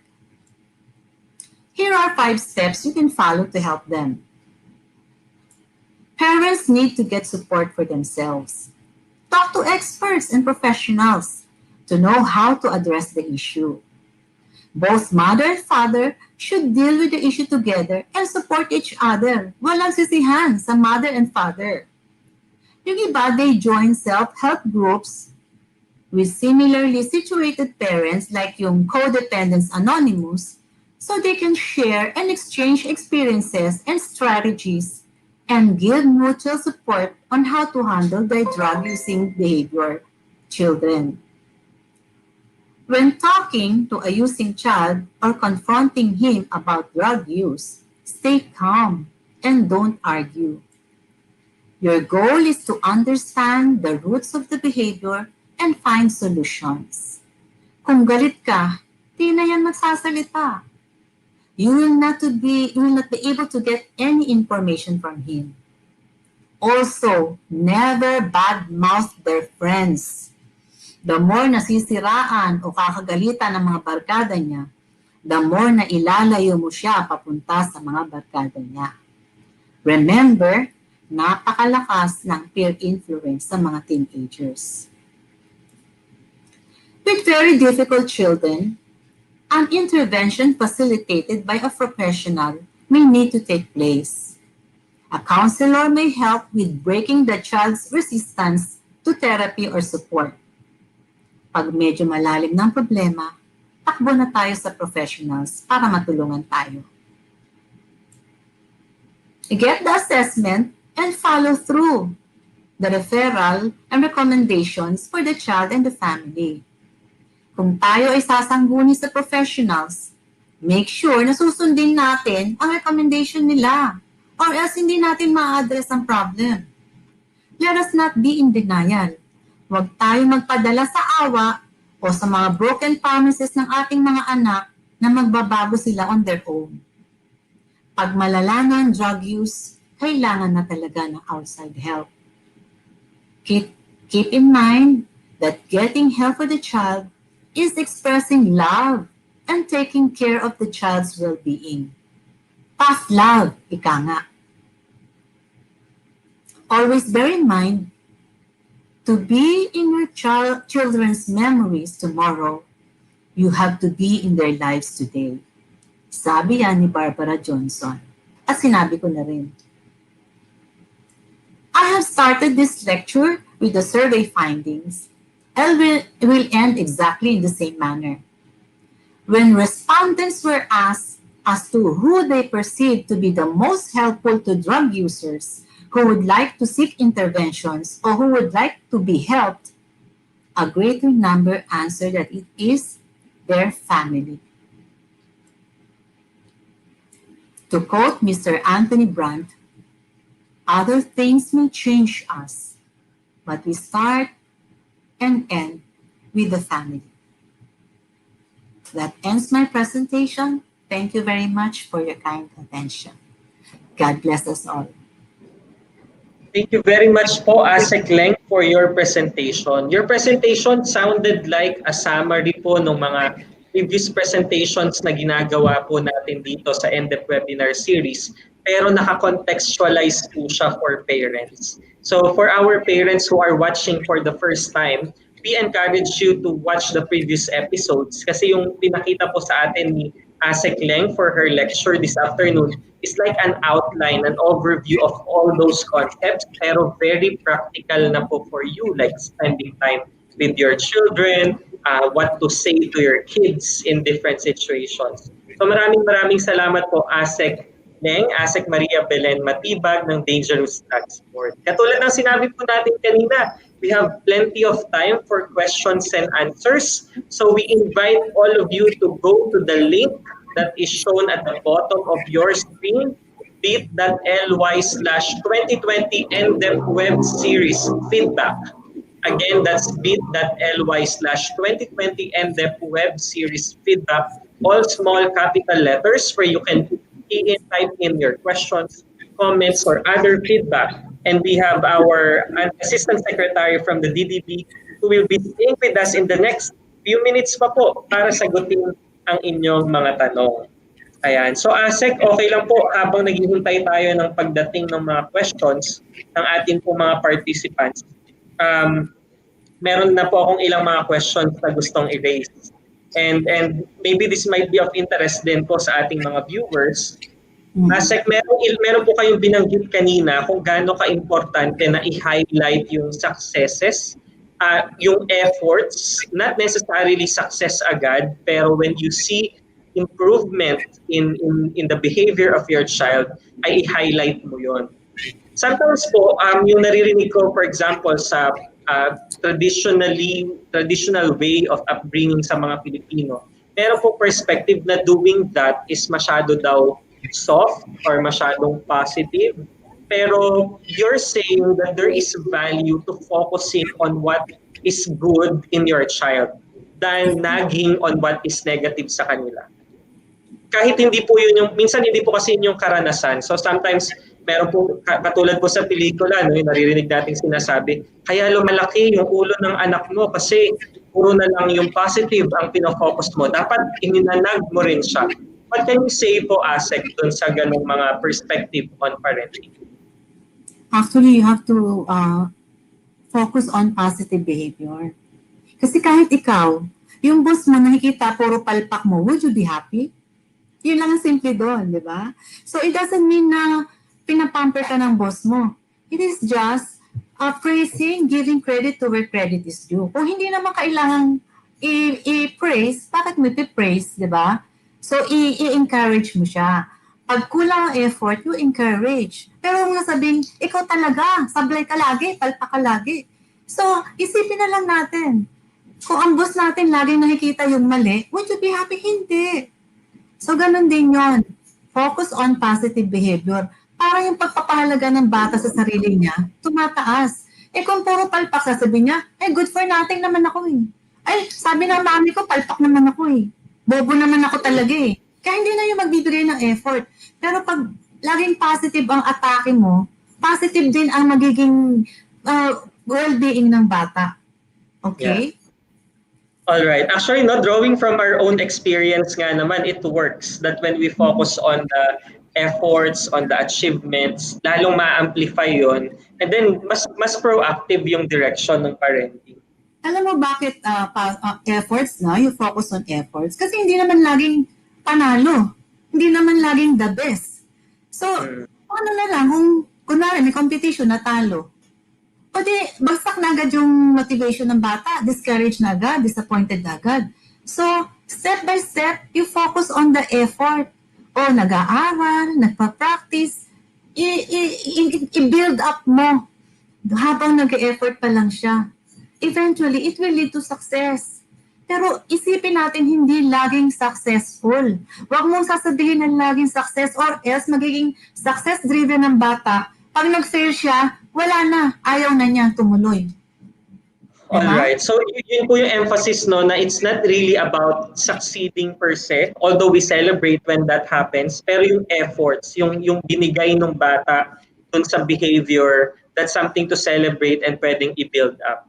Yes, it's not always the winning, but the effort given to win. Kahit hindi nanalo, best effort ang binigay, yun, reward the best effort. Opo. Thank you very much po, ASec. Ang na-appreciate ko po dun sa presentation ninyo, isinandwich nyo siya sa context ng drug prevention. Pero kahit tanggalin natin yung dalawang context na yun, ASec, the lecture at the middle will stand.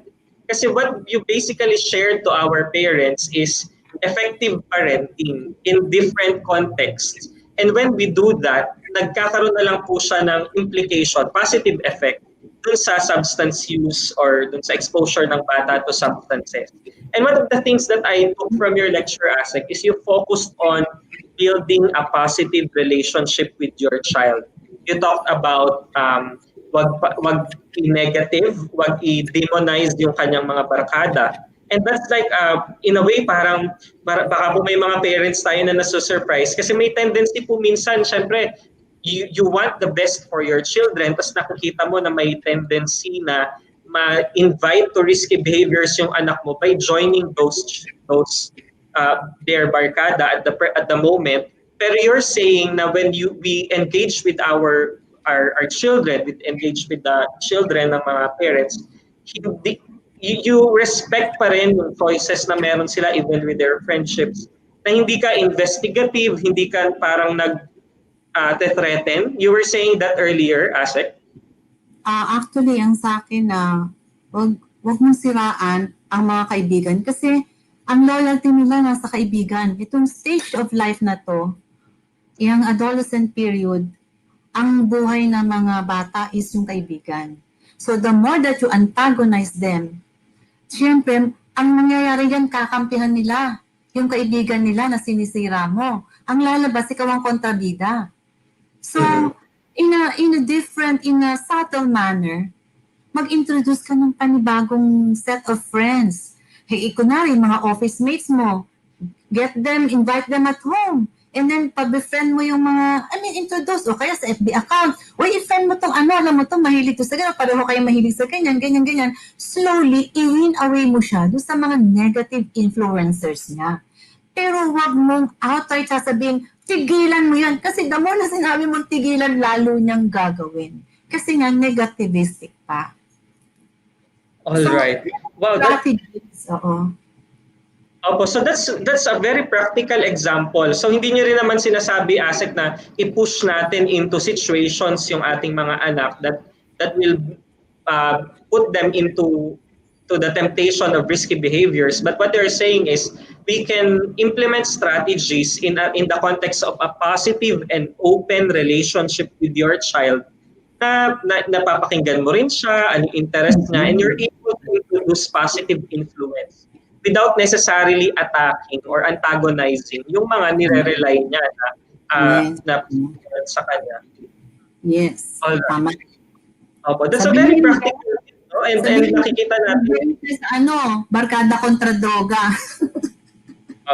ASec, actually positive nga po yung mga comments natin dito sa Facebook. Sabi, solid ang galing ni ASec. One of our commenters said. Practical nga po. Thank you, ASec, for sharing your insight. Very informative. So these are comments na nakikita natin sa comment section ng Facebook. We invite our viewers to go to the link.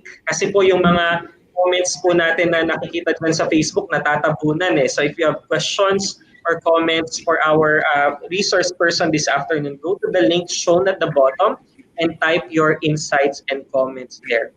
ASec, meron pong isang question dito from Ma'am Divina Alapitan, one of our teachers. Kanina parang nabanggit nyo na po in passing na if you're the parent, ikaw mismo model as the behavior na gusto mo for your children. But maybe we have parents who find it difficult, let's say, to quit smoking or to stop drinking, even occasionally. So question po ng ating teacher, how can be a parent who himself or herself uses a specific substance, let's say alcohol or tobacco, be a good role model to their children in the prevention of drug abuse? Actually, sorry na lang you lost your chance to be a good role model. Diba? Kasi paano mo mabawalan? Sabi mo, huwag kang maninigarilyo, huwag kang iinom. Kasi yan ang mga gateway na gateway the habit. Stop smoking, stop, kasi we're only human, and with stress, yung iba, sabi ko nga, may mga taong hindi naman iiwasan na manigarilyo o uminom, lalo na yung mga social drinkers. But at least, at the very least, huwag niyong pakita sa anak niyo kung hindi niyo talaga kaya. Yun na lang yun. Wag niyong pakikita because pag bawal ka ng bawal at nahuli kang ginagawa mo yung pinagbabawal mo, you lose your credibility. Sorry. Pwede hindi ka napakinggan ng anak mo. Alright. So parang naman sabihin na huwag kayong gagaya sa akin kasi iba yung naging orientation nung bata pa ako, iba yung pagpapalaki sa akin, pero I will promise to you, I will quit dahil alam kong masama ito. Tulungan mo ako. tulungan mo ko anak. Pag nakikita mo na gusto kong magsigarilyo, bawalan mo ko. Sabihin mo, Daddy, may promise ka sa akin. Parang, maging parang ang trato mo sa anak mo is parang equal kayo. Tutulungan kita pag kailangan mo ng tulong, tulungan mo din si Daddy. Kasi kailangan ko yung tulong mo. 'Di ba? Siguro naman pag ang anak mo na nagbawal sa'yo, mapapahiya ka na. So in that sense, ASec, authentic relationship pa rin with your child, no? Na hindi ka rin naman magpapanggap na na parang napakadali nung pinipreach mo. Pero you're also saying na you're admitting na we can help each other sa aspekto na to. Ayan. ASec, meron pong ilang parents and their parenting style would be, mabuti nang sa akin mo matutunan or ako na yung kasama mo kapag iinom, at least in the context of drinking.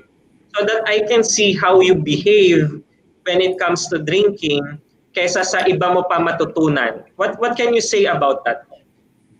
Di ba sabi ko pwede namang mag-drink, pwede namang mag-yosi, basta wag lang early in life. Di ba? Pwede na after age 21. Di ba yung sinasabi ko, delay. If you cannot really help it, delay. Kasi habang hindi pa mature ang brain, ang tendency, they will end up progressing to drug use. Pero kung natuto kang manigarilyo o uminom ng alak ng mga 21 above, although sinabi dito 25, hindi ka na magiging addict. Pero magiging alcoholic ka naman, siguro. Parang I heard nga, ASec, I heard stories na when they tried the substance at 25, halimbawa smoking, they're saying, why am I doing this? And then they throw it away. Kasi yun nga parang medyo mas rational na silang mag-isip. Compared dun sa nag-smoke at the age of 16, 17, and developing pa yung brain, na-draw na into addiction. So, ASec, may sinasabi po kayo? Okay lang, no. All right. Thank you very much po, ASec, for answering that. Meron pa po ditong mga questions. We're just filtering them po sila. Ayan. So meron po dito very practical question, ASec, from one of our teachers din. Sabi niya, ASec, hello po. What is the first step we should do if our son or daughter is very aloof? He is a very aloof one and not opening his thoughts, and oftentimes they hide in their room, and when we ask the child, ang lagi niyang sinasagot, okay lang po. Yun. So very aloof, hiding in the room.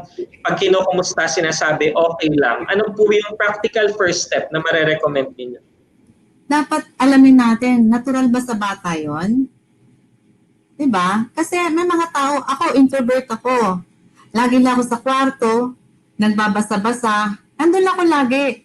Napagkamalan tuloy ng mother ko, siguro addict ka, ba't lagi ka nakakulong sa kwarto? Sabi ko, hindi nga ako lumalabas ng bahay, nag-i-addict pa ako. So, depende. May mga bata talagang outgoing. Meron naman talagang they tend to be loners, isolations lang. Happy sila with being, hindi, iba-iba tayo di ba? They happy being alone. Basta alamin mo, ganun ba talaga? Was there a change in the behavior? O ever since yung bata, ganun naman talaga siya, mahiyain, parang ayaw niya ng masyadong maraming tao, nahihiya, no? So alamin mo. Pero kung yun, nagbago ng behavior, na hindi naman siya dating ganun, kausapin mo, alamin mo, kausapin mo din yung mga kaibigan. Meron bang nangyari kay Angel? Bakit ganun? Parang nagbabago siya ng ugali. Kasi kung hindi mo pa siya muna, siyempre matanong, ayaw nga sumagot, maghanap ka ng ibang pwedeng mag-corroborate ng mga suspicion mo. And then, pagka nalaman mo na, alam mo, Angel, nabalitaan ko, kaya ka pala nagsasarili kasi may problema ka. Ano ba yun? Baka pwede ko makatulong. Alam mo, everything starts with good communication. Pasil mo sa kanya na talagang concern ka, na what's wrong? Alika, lumabas tayo. Alika, mag-malling tayo. Naku, baka mamaya, bilis-bilis, magbibihis na yan. No? Mag-shopping tayo.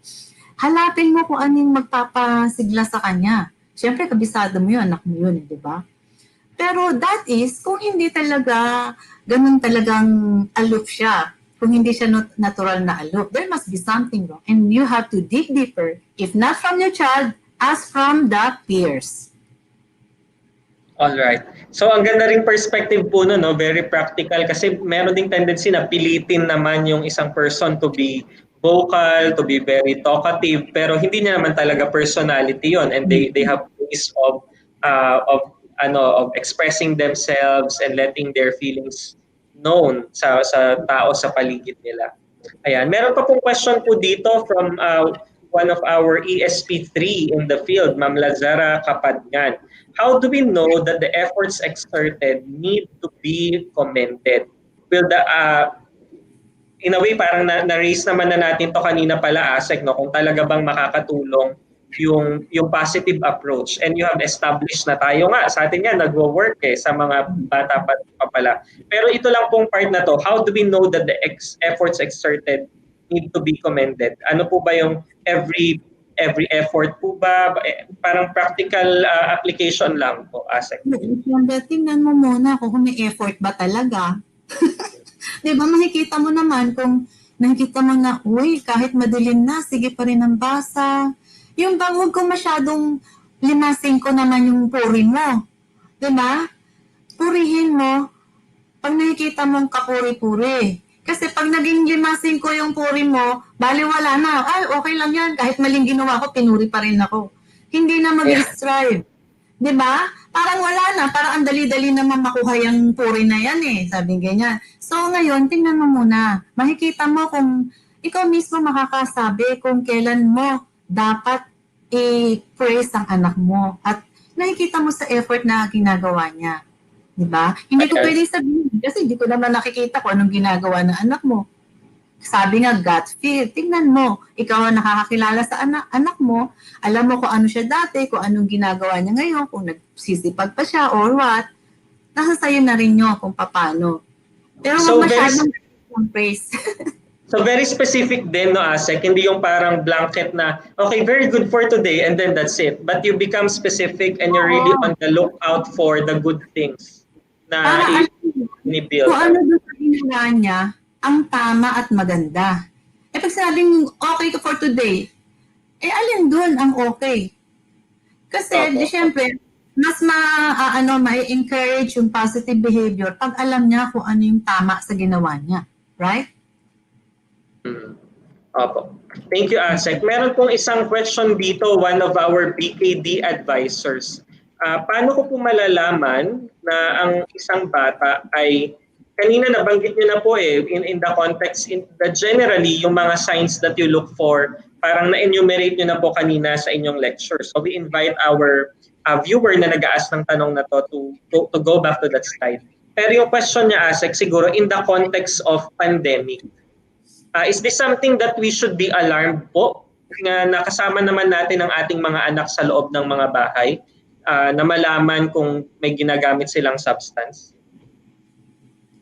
Alam mo, para sa mga bata na maaring nalulung na sa droga, ang pandemic is an aggravating circumstance.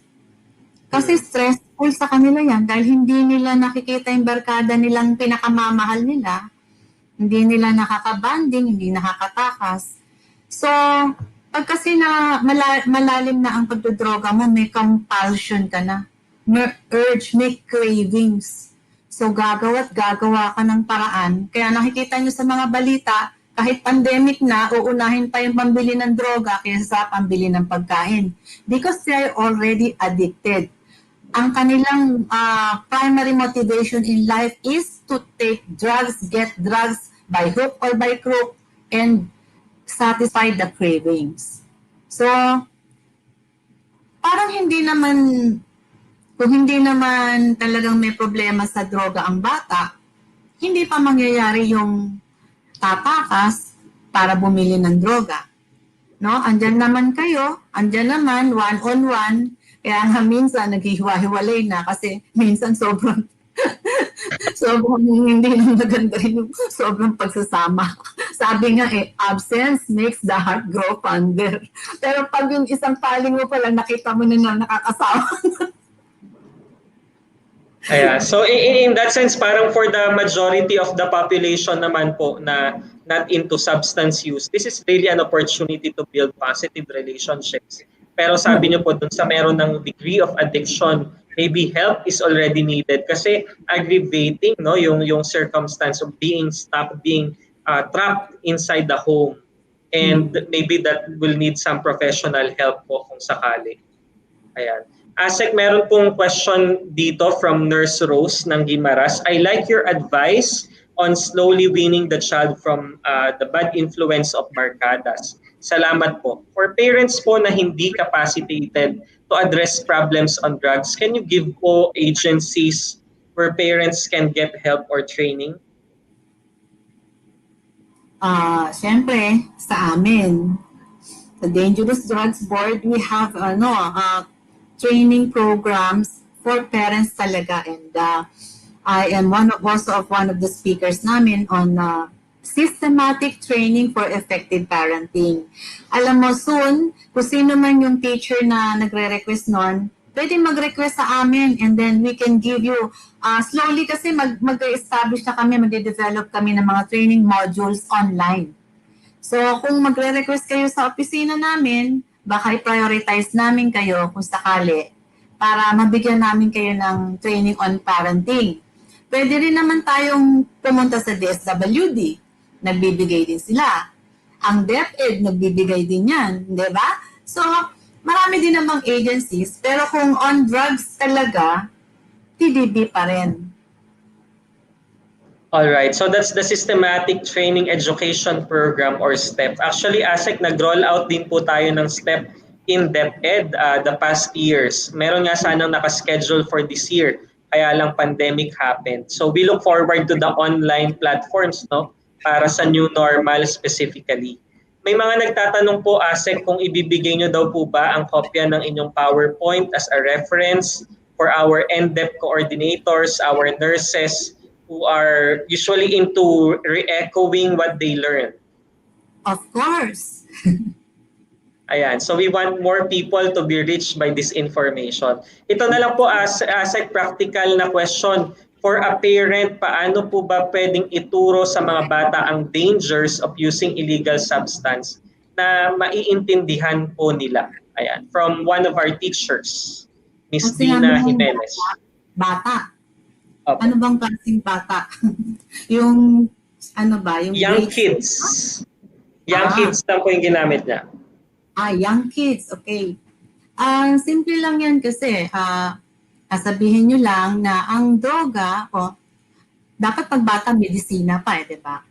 Ang medicine, tinitake lang yan pag may sakit. So pag wala kang sakit, hindi ka dapat gagamit ng droga.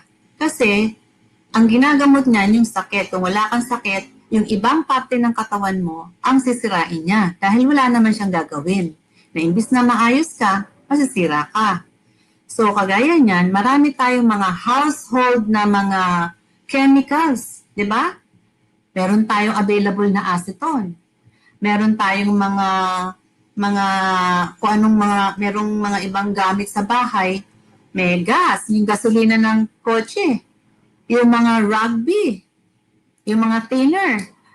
So, dapat yan, nilalayo nyo sa bata para hindi sila na-expose at minsan, kanya-kanya tayo ng mga pang-amoy. Sa iba, mabango yan. Siyempre, pag mabango, ma-encourage yung behavior na amoy-amoy nila.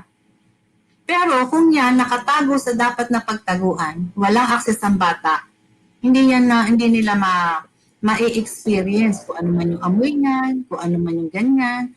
So, dapat sabihin mo, drugs are for certain purposes.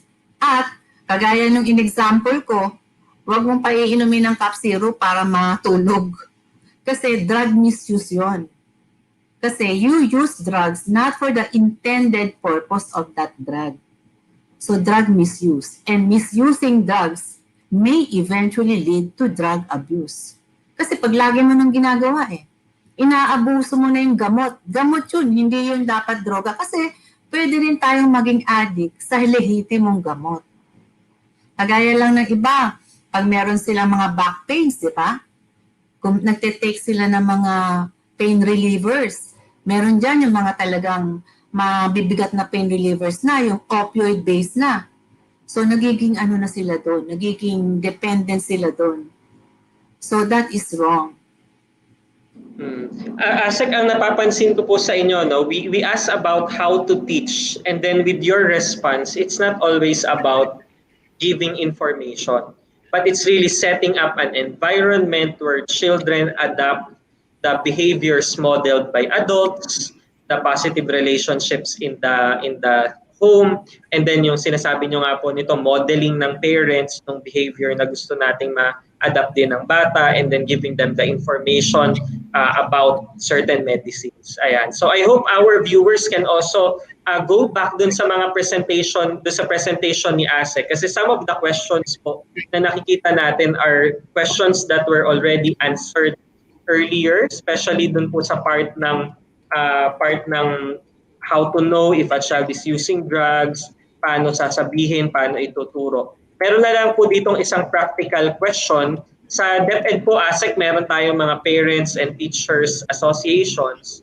And mobilize din po talaga ang mga parents natin when it comes to addressing and providing help para po sa anumang issue na may kinalaman sa edukasyon at sa kalusugan ng ating mga anak.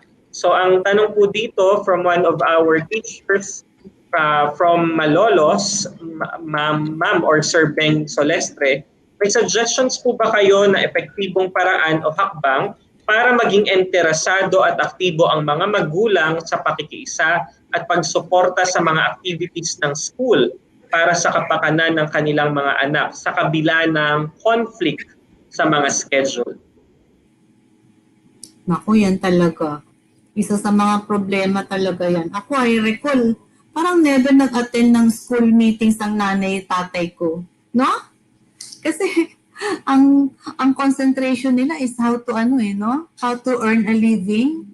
No, siguro kailangan i-impress natin sa kanila na this is for your children. It is not for us, lalo na kung teacher kayo. Kaya pakialam ba ng teacher sa anak niyo? Diba dapat you should be the ones who would be concerned about your children, kung ano ino-offer ng school. Pero alam mo, marami na rin ngayon na parents na talagang they're very much involved in school activities. Siguro, you come up with a program na mag-meet yung mga parents kasi minsan maiilang ka lang dyan pag hindi mo kilala yung mga kasama mong parent. Pero pag nag-establish na yan ng bonding at magkakilala na yan, baka mamaya even out of school, nagbabanding na yan sa mga bahay-bahay nila. So you come up with ways by which you can get them acquainted and be close to one another. Wag puro meeting. Mag-set up kayo ng mga parang party-party, na acquaintance party, ganyan. Tapos huwag masyadong hard. Medyo minsan easy-easy lang, di ba? So that way, and then you come up with a Facebook group chat for them. Para pag yung anak ko ba nandyan? Anong ginagawa nila? Diba? Merong spy, kayo dyan, group. So parang ganon. Get them interested in the activity. Wag puro four corners of the school classroom lang. Ay, boring talaga yan. So get some other place to meet. Sabi mo, minsan, di ba, pwedeng yan, yung floating, yung ikot. Ang mag-host naman ngayon, ganito. Kung hindi, potluck. Diba? Kung hindi kaya mag-host, ang susunod na PTA meeting natin sa bahay ni Sir Gian.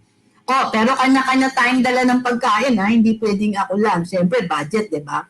So, gano'n, gawin nating enjoyable. At talagang get them to really know each other. Kasi pag friends mo na, kahit walang meeting, pupunta yan. Baka nagtatawagan na sila. Gano'n, get them socially motivated to meet. Lalong-lalo na ang pag-uusapan naman yung mga anak nila. Ayan, exciting po yan lalo na after this pandemic, no, ASEC, na talagang makapag-meet na and I like the highlight on building positive relationship pa rin, no? Even with the parents, in engaging them with our children, in engaging them in positive behaviors, engaging parents in involvement sa school, laging bumabalik po, no, sa pag-build ng positive relationship with each other. And thank you for that emphasis po, ASec. Ayan. So, ASec, we have reached almost the end of our session for this afternoon. We are reading really good feedback po dito. Meron lang pong question. Last na lang siguro ito. Okay lang po ba ang reverse psychology na i-apply sa mga bata na nahihirapan na maglabas ng problema? Pero pag ni-reverse psychology, okay lang po ba yun? What is the best attack kung paano po maipapalabas ang nasa loob nila? So another technique. Ginagamit po ba, ASec? I understand you have a background in psychology and counseling. Is it okay to use reverse psychology or... Depende, anong klaseng reverse psychology ba? Kunwari, ano sabi niya? Ayaw magsalita? Ayaw mag-open up. So, i-reverse psychology. Hindi rin po siya nagbigay ng exact example eh. Paano reverse psychology yung gagawin mo? Paano mo siya mapapa-open up? Paano reverse psychology? So, siguro, ang pinakamaganda dyan para mag-open up, get him alone with you. Umalis kayo sa house. Kunwari sa church, dalhin mo siya sa church. Or some other place that you can talk. Kasi iba yung sa bahay. Maring andun yung mga ibang kapatid, nahihiya. So, find time na lumabas kayo and get the chance to talk. O kaya kumain kayo. Ngayon, pwede na kumain sa labas, di ba? Tama-tama yun, hindi pwedeng marami. Di? At least one-on-one kayo, kausapin mo. Tapos, kung ayaw magsalita, okay lang, makinig ka lang. You respect the silence muna. Pero, basta kain. Pero eventually, habang kumakain kayo, masarap ba? Masarap ba yung ulam? Nagustuhan mo ba? Ano pa bang gusto mo? Bakit parang lately tahimik ka? May problema ba? Ganon. Parang slowly, okay lang. Kanino ka pa ba magsasabi kundi kay mami?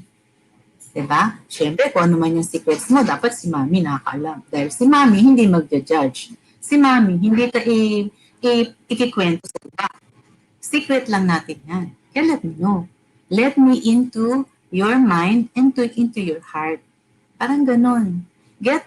Find a long time sa kanyang dalawa lang para ma-encourage siya magsalita, mag-talk. Diba? And also, konting haplos, pakita mo na feeling na mahal siya. Diba iba yung touch therapy talaga? Iba yung ganon. Hindi yung parang galit ka agad na, bakit ba ayaw mo magsalita? Anong problema mo? Di na yung magka-clam up yun. Kasi parang umpisa mo pa lang. Antagonistic ka na. Confrontational ka na agad. Mami, nothing's wrong. Wala lang. Diba? Yung pala, nakagalit lang yung friend niya or kunwari, nabasag niya pala yung cellphone niya. Ayaw niya sabihin, mapagalitan siya. So, kailangan slowly get him to open up slowly. Pero don't make kulit. Slowly build up the timing para malaman mo. And dapat may alone time kayo. Oo. Alright. Thank you very much po, ASec. So again, it will really vary from parent to parent, child to child, kung anong technique per se yung gagawin, kung reverse ba yan or not reverse. Pero what ASec is emphasizing is the building of positive relationship, open relationship that is built on trust so that the child can open up at the pace and at the time na ready siya.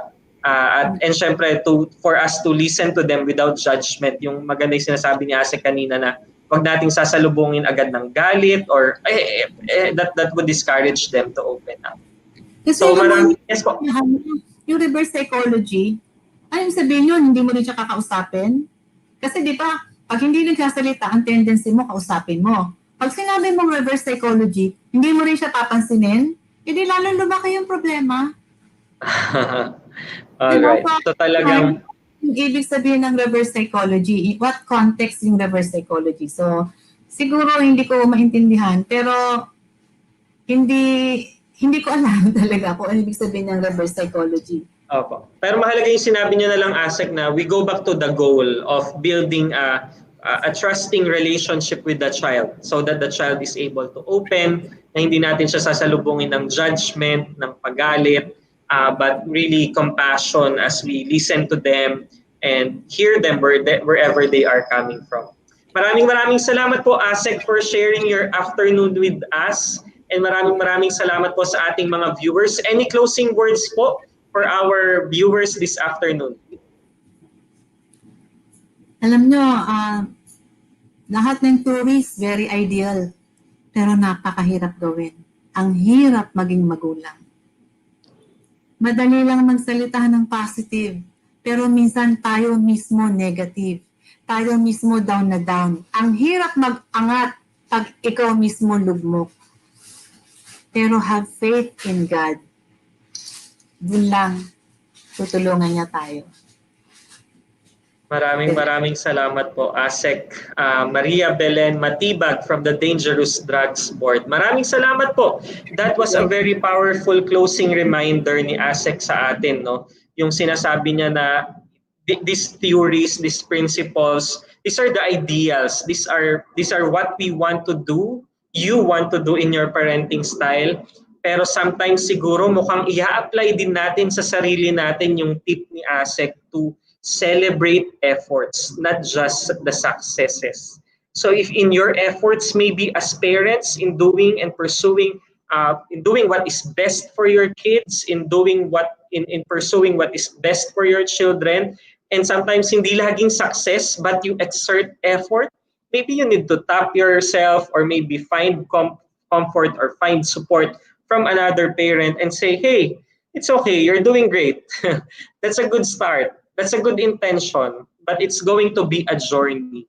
So I speak to all the parents po na nanonood ngayon. We understand, you know, and you only want what is the best for your children. And that's a good place to start.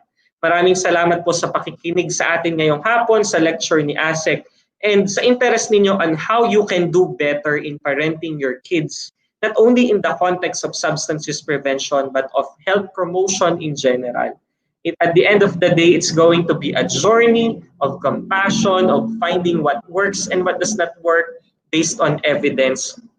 But it's really going to be a journey. So sometimes we succeed, sometimes we don't. Pero magpapatawaran tayo ng ating mga sarili at ng isa't isa kung paano po natin para matutupad yung mga gusto nating mangyari para sa ating mga anak, sa inyong mga anak, sa ating mga kabataan. All right, so kung meron pa po kayong questions, comments, insights, dyan lang po sa ating link na yan, especially if you're watching from the recording, we would like to hear from you and we would like to address some of your questions na rin later about certificates. No? It's still a recurring question, especially for those who are joining us dito sa bandang dulo na ng ating webinar series. But we just want to make an announcement. Sa ating next slide, ang ating announcement, we would like you to know na meron po tayong ongoing. Actually, it's a contest that we previously held in August, letter writing for tobacco control, but we have reopened it and extended the deadline to November 30.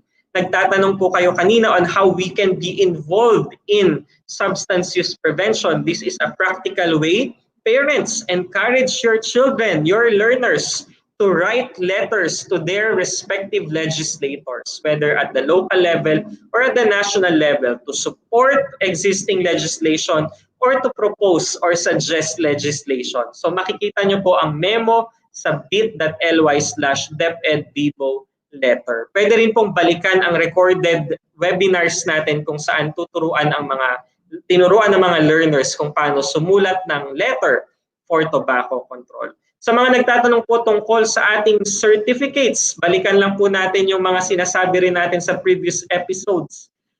Lahat ng mga sagot ninyo ay nasa memo na sagot na natin na makikita sa bit.ly/2020 NDEP Web Series.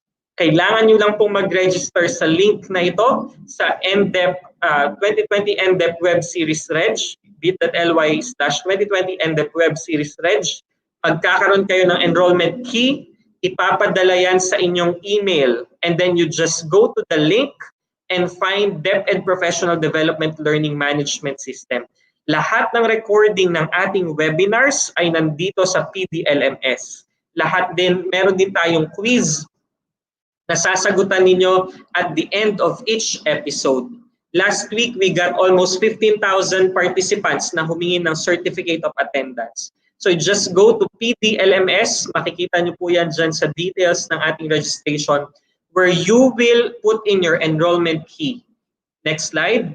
When you pass the quiz for each episode, makakakuha po kayo ng Certificate of Attendance. Kapag naman po nakumpleto ninyo ang 10 episodes, 2 episodes na lang tayo next week and November 17, kailangan makakakuha naman po kayo ng Certificate of Completion. Of course, provided that you will pass the final exam and the evaluation form ay sasagutin po natin.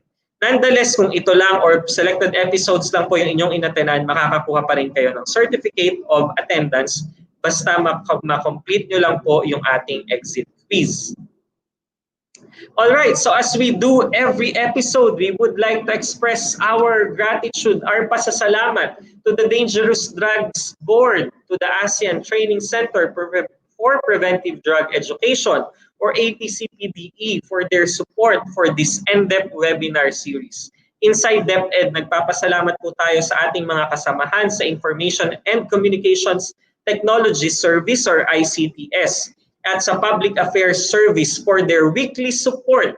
Hindi nyo man po sila nakikita because they are behind the scene. They support us every week to make this webinar series a success. Of course, we continue to thank our Youth Formation Division, our DepEd regional offices, and our school health and nutrition personnel for disseminating information about this activity, reminding our participants na mag-online na kayo, mag-live na ang ating NDEP webinar series, and even addressing technical concerns and questions ng ating mga participants from the field. And of course, sa inyo po, mga parents natin, maraming salamat sa inyo pong panonood ngayong hapon.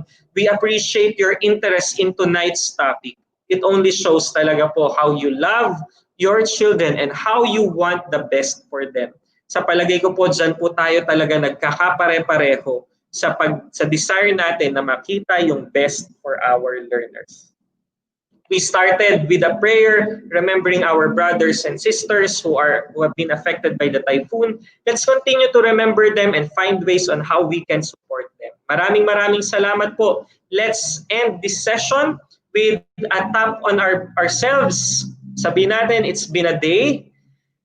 It's been a day and great job kung ano man yung mga good things na nagawa natin for this afternoon. See you po again next week sa 2 pang episodes na natitira for our NDEP webinar series. We're excited to see you hanggang sa dulo po ng series na ito. Maraming salamat at magandang gabi po. Stay safe.